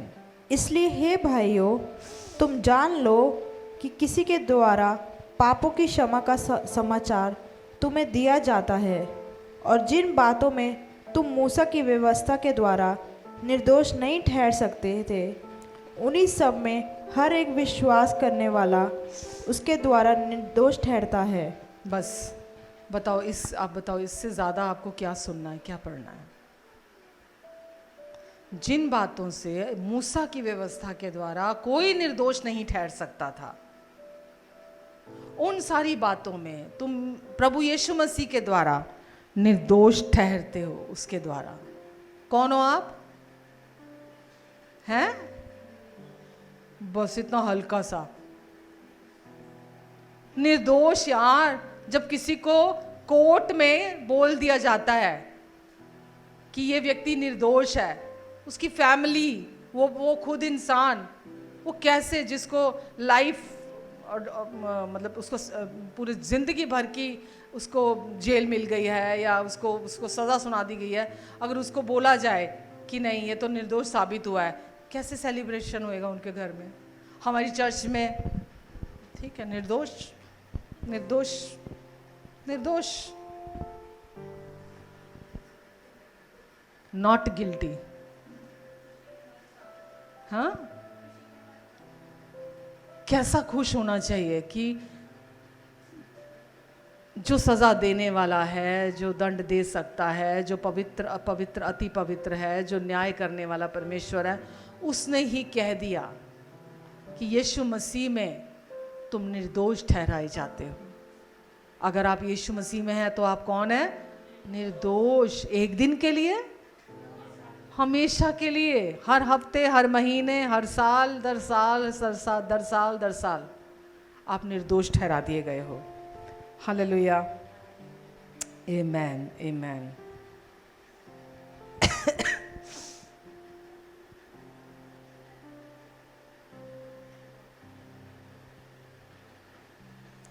व्यवस्था कहती है जितनों ने व्यवस्था में पाप किया वो व्यवस्था के अनुसार न्याय पाएंगे। अनुग्रह कहता है हर परमेश्वर की संतान के व्याकुल आत्मा को अनंत शांति और विरोधी के आरोपों के विरुद्ध उद्धार की घोषणा करता है। जो मेरा वचन सुनता है और मेरे भेजने वाले पर विश्वास करता है उसे अनंत जीवन मिला है और वो न्याय में नहीं आएगा परंतु मृत्यु से जीवन में प्रवेश करेगा। आमेन। एक जगह रोमियो 2:12 में लिखा है,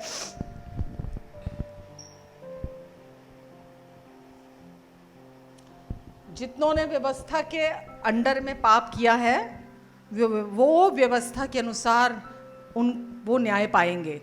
ठीक है, उनका न्याय होगा व्यवस्था के अनुसार।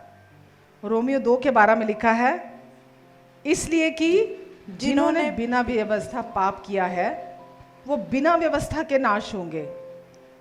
ठीक है, क्योंकि उनकी कॉन्शियस और नेचुरल उनकी अंडरस्टैंडिंग जो सही और गलत को लेकर है, जो व्यवस्था के अधीन नहीं थे, जिनको व्यवस्था नहीं दी गई थी। लिखा है जिन्होंने बिना व्यवस्था पाप किया है वो बिना व्यवस्था के नाश होंगे और जिन्होंने व्यवस्था पाकर पाप किया है उनका दंड व्यवस्था के अनुसार होगा। जो व्यवस्था के अधीन अभी भी खुद को रखे हुए हैं और पाप कर रहे हैं, व्यवस्था के अनुसार ही फिर उनका न्याय होगा, उनको दंड दिया जाएगा। आपने यीशु के क्रूस पर पूरा किए हुए कार्य पर विश्वास किया क्योंकि आपके सारे पापों की सजा, दोष, दंड और न्याय यीशु ने अपने देह पर चुका दिया है और आपने उस पूरा हुए काम पर विश्वास किया है। इसीलिए आपको ना सजा मिलेगी, ना दोष लगाया जाएगा, ना दंड मिलेगा, ना परमेश्वर आपके पापों का न्याय करेंगे। लेकिन जो व्यवस्था के अधीन आज भी अपने आप को मानते हैं उनका न्याय उसी के अनुसार किया जाएगा। ठीक है, और जो अन्य जाति लोग जिनको व्यवस्था नहीं दी गई थी लेकिन अपनी अंडरस्टैंडिंग और कॉन्शियस की वजह से जो उनके अंदर भरे और बुरे का ज्ञान है, वो उसकी वजह से उसका दंड पाएंगे और न्याय उनका होगा। क्लियर है? तो आप व्यवस्था के अधीन नहीं है, आप किसके अधीन है? अनुग्रह के अधीन है। यूहन्ना 5:24,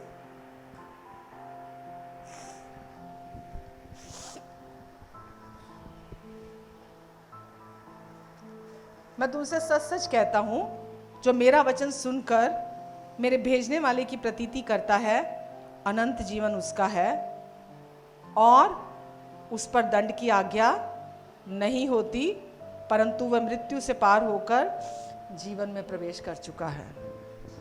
मैं कोई मनगढ़ंत वचन नहीं दे रही यहाँ पे, जो बाइबल कह रही है मैं वही कह रही हूँ। क्या समझ में आया? जो मेरा वचन सुनकर मेरे भेजने वाले की प्रतीति करता है अनंत जीवन उसका है और उस पर दंड की आज्ञा नहीं है। हालेलुया। और वह मृत्यु से पार होकर, तो उसका न्याय होगा, वो तो मृत्यु से पार होके अनंत जीवन में प्रवेश कर चुका है। तो यीशु ने बोला जो मेरे भेजने वाले को विश्वास करता ना, मेरी बातें सुनकर जो कुछ पिता ने पूरा किया, उद्धार का काम, छुटकारे का काम, जो कुछ भी किया है पिता ने, जो मेरे वचन को सुनकर मेरे भेजने वाले को विश्वास करता है, अनंत जीवन उसका है और उस पर दंड की आज्ञा नहीं होएगी। कुछ कर्मों की बात हो रही है यहाँ पे कि जो ऐसे कर्म करेगा, जो पाप नहीं करेगा, जो ये नहीं करेगा, जो वो नहीं करेगा, नहीं लिखा यहाँ पे। लिखा है जो मेरा वचन सुनकर विश्वास कर लेता है, उस पर दंड की आज्ञा नहीं होगी, परमेश्वर उसको सजा नहीं देंगे। हालेलुया। परंतु वह मृत्यु से पार होकर जीवन में प्रवेश कर चुका है। आमेन। रुक जाऊं अभी? क्या सीखा, क्या समझ में आया?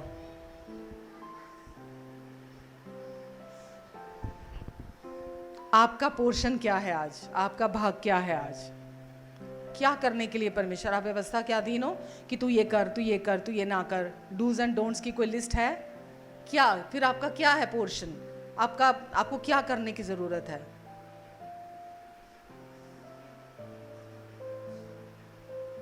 जितना सुनोगे रेस्ट में आओगे। जितना यीशु ने क्रूस पर क्या आपके लिए कर दिया उसको सुनोगे, रेस्ट में आओगे। इतना ही आपका काम है, सुनना और रेस्ट में आना, और हमेशा ब्लेसिंग्स में चलना, सुनकर रेस्ट में आना।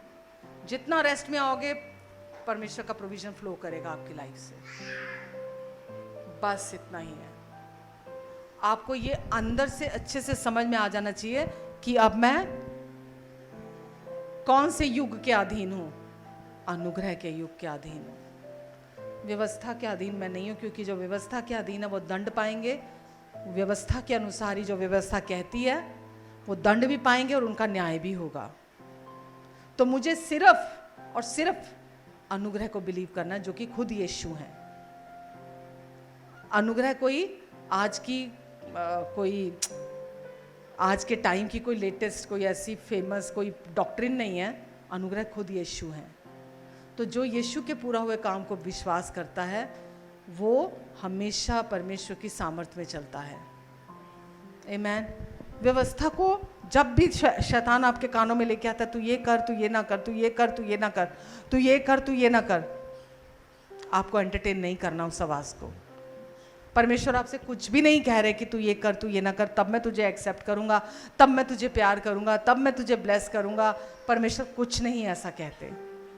उन्होंने आपको 100% आपकी रिपोर्ट कार्ड में 100% अप्रूव कर दिया है। आपको, आप में कोई कमी नहीं है। आपको पवित्र बना दिया, आपको धर्मी बना दिया, आपको सिद्ध बना दिया, आपको अपना प्रिय बेटा बना दिया। कहते मैं तेरे से पूरी तरह से खुश हूं, तेरे जैसा दूसरा कोई नहीं है। क्या करोगे अब आप परमेश्वर के लिए?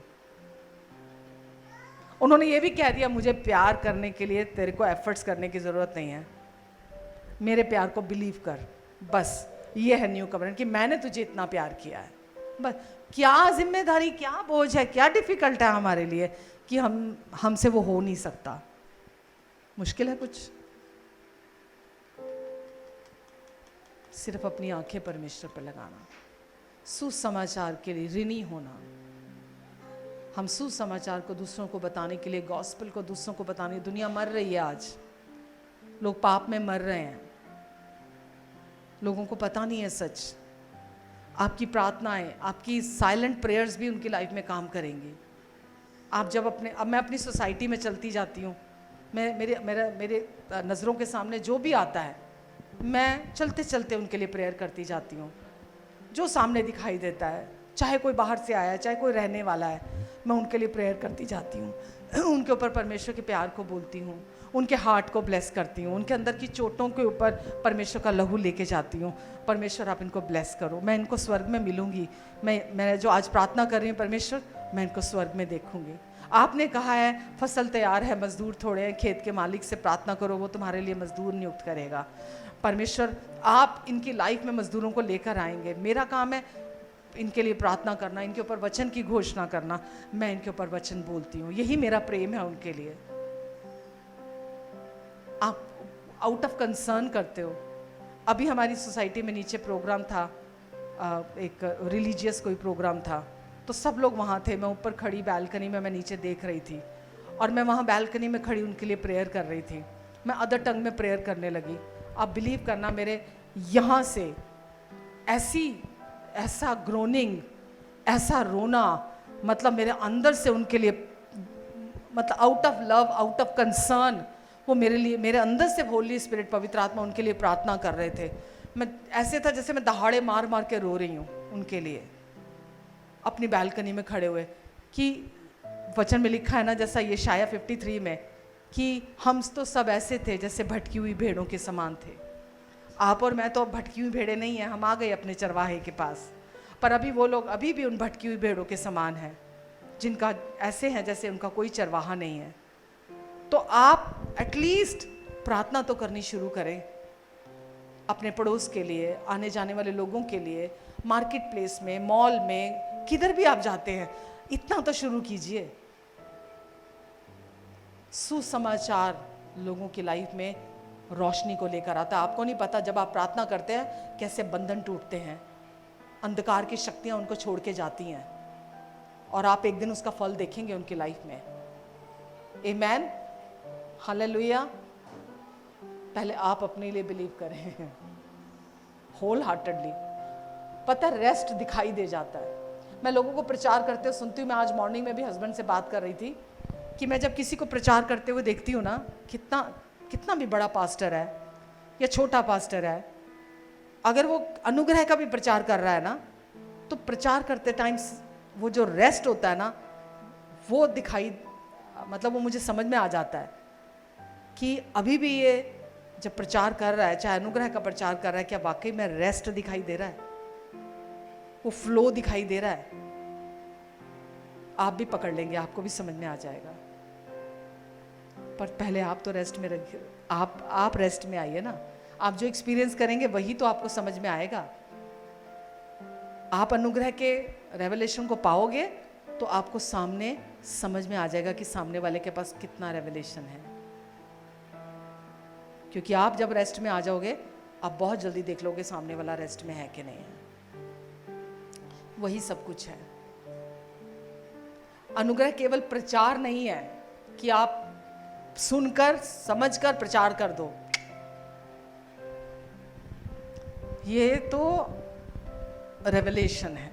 पता नहीं मैं आपको कैसे राइट वर्ड्स दे पा रही हूँ, नहीं दे पा रही हूँ, पर प्लीज इसको समझना।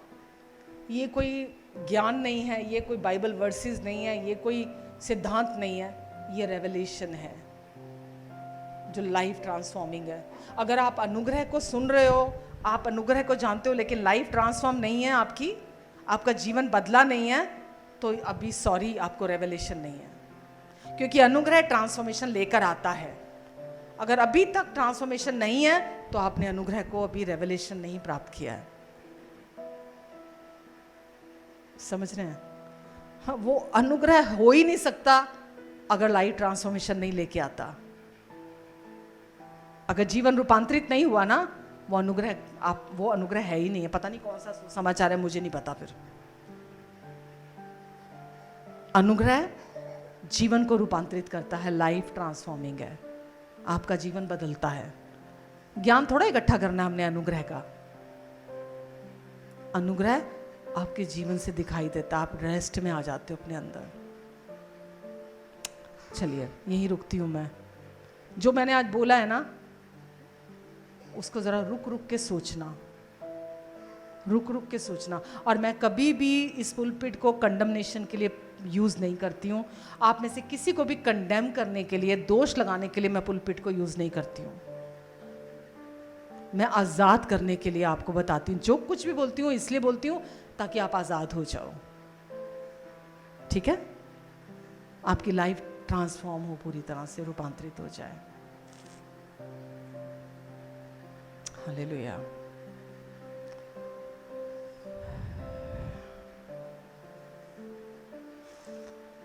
पिता, मैं आपको धन्यवाद देती हूँ परमेश्वर। इस समय जितने लोगों तक मेरी आवाज़ पहुँच रही है, मैं उन सब के जीवन पर अधिकार लेती हूँ यीशु मसीह के नाम से। और मैं अंधकार की शक्तियों को इनके जीवन से निकल जाने का आदेश देती हूँ। दुष्ट के हर एक बंधन को मैं इनके जीवन से तोड़ती हूँ। शैतान के हर झूठ और धोखेबाजी को मैं इनके जीवन से तोड़ती हूँ। हर एक मसीह विरोधी विचार और ऊंचे गढ़ को मैं इनके जीवन से तोड़ती हूँ। हर एक इमोशनल बॉन्डेजेस को मैं तोड़ती हूँ इनकी लाइफ से। प्रभु यीशु मसीह इनके भीतर गहरे में आपका अनुग्रह, आपकी शांति आ जाए, आपकी शालोम शांति आ जाए प्रभु। इनके मन की आंखें खुल जाएं प्रभु यीशु मसीह के नाम से। इनके मन की आंखें खुल जाएं आज, ताकि परमेश्वर जैसा आप चाहते हैं ये देखें, ये वैसा ही देखने पाएं यीशु के नाम से। आपने कहा सुसमाचार में परमेश्वर की सामर्थ है। प्रभु यीशु मसीह आपकी वो सामर्थ जो हमारी सोच और समझ से बढ़कर, हमारे मांगने और प्रार्थना से अधिक आपने हमारे अंदर डाल दिया, रेजरेक्शन की पावर, वो हर एक के अंदर से बहने पाए यीशु मसीह के नाम से। धन्यवाद परमेश्वर, धन्यवाद परमेश्वर, धन्यवाद देती हूँ पिता। इन सबको ब्लेस करें, ब्लेस करें, ब्लेस करें। अपनी बुद्धि, अपना फेवर दें यीशु मसीह के नाम से। ये आपके अनुग्रह के सुसमाचार के गवाह बने। जैसा पौलुस ने कहा, मैं अपने प्राणों को भी तुच्छ जानता हूँ, ताकि मैं अपनी उस दौड़ को पूरा करूँ जिसके लिए मैं बुलाया गया हूँ, मसीह यीशु के द्वारा बुलाया गया हूँ, उनके अनुग्रह के सुसमाचार की गवाही देने के लिए। इनको ब्लेस करें प्रभु, इनको ब्लेस करें प्रभु। धन्यवाद यीशु।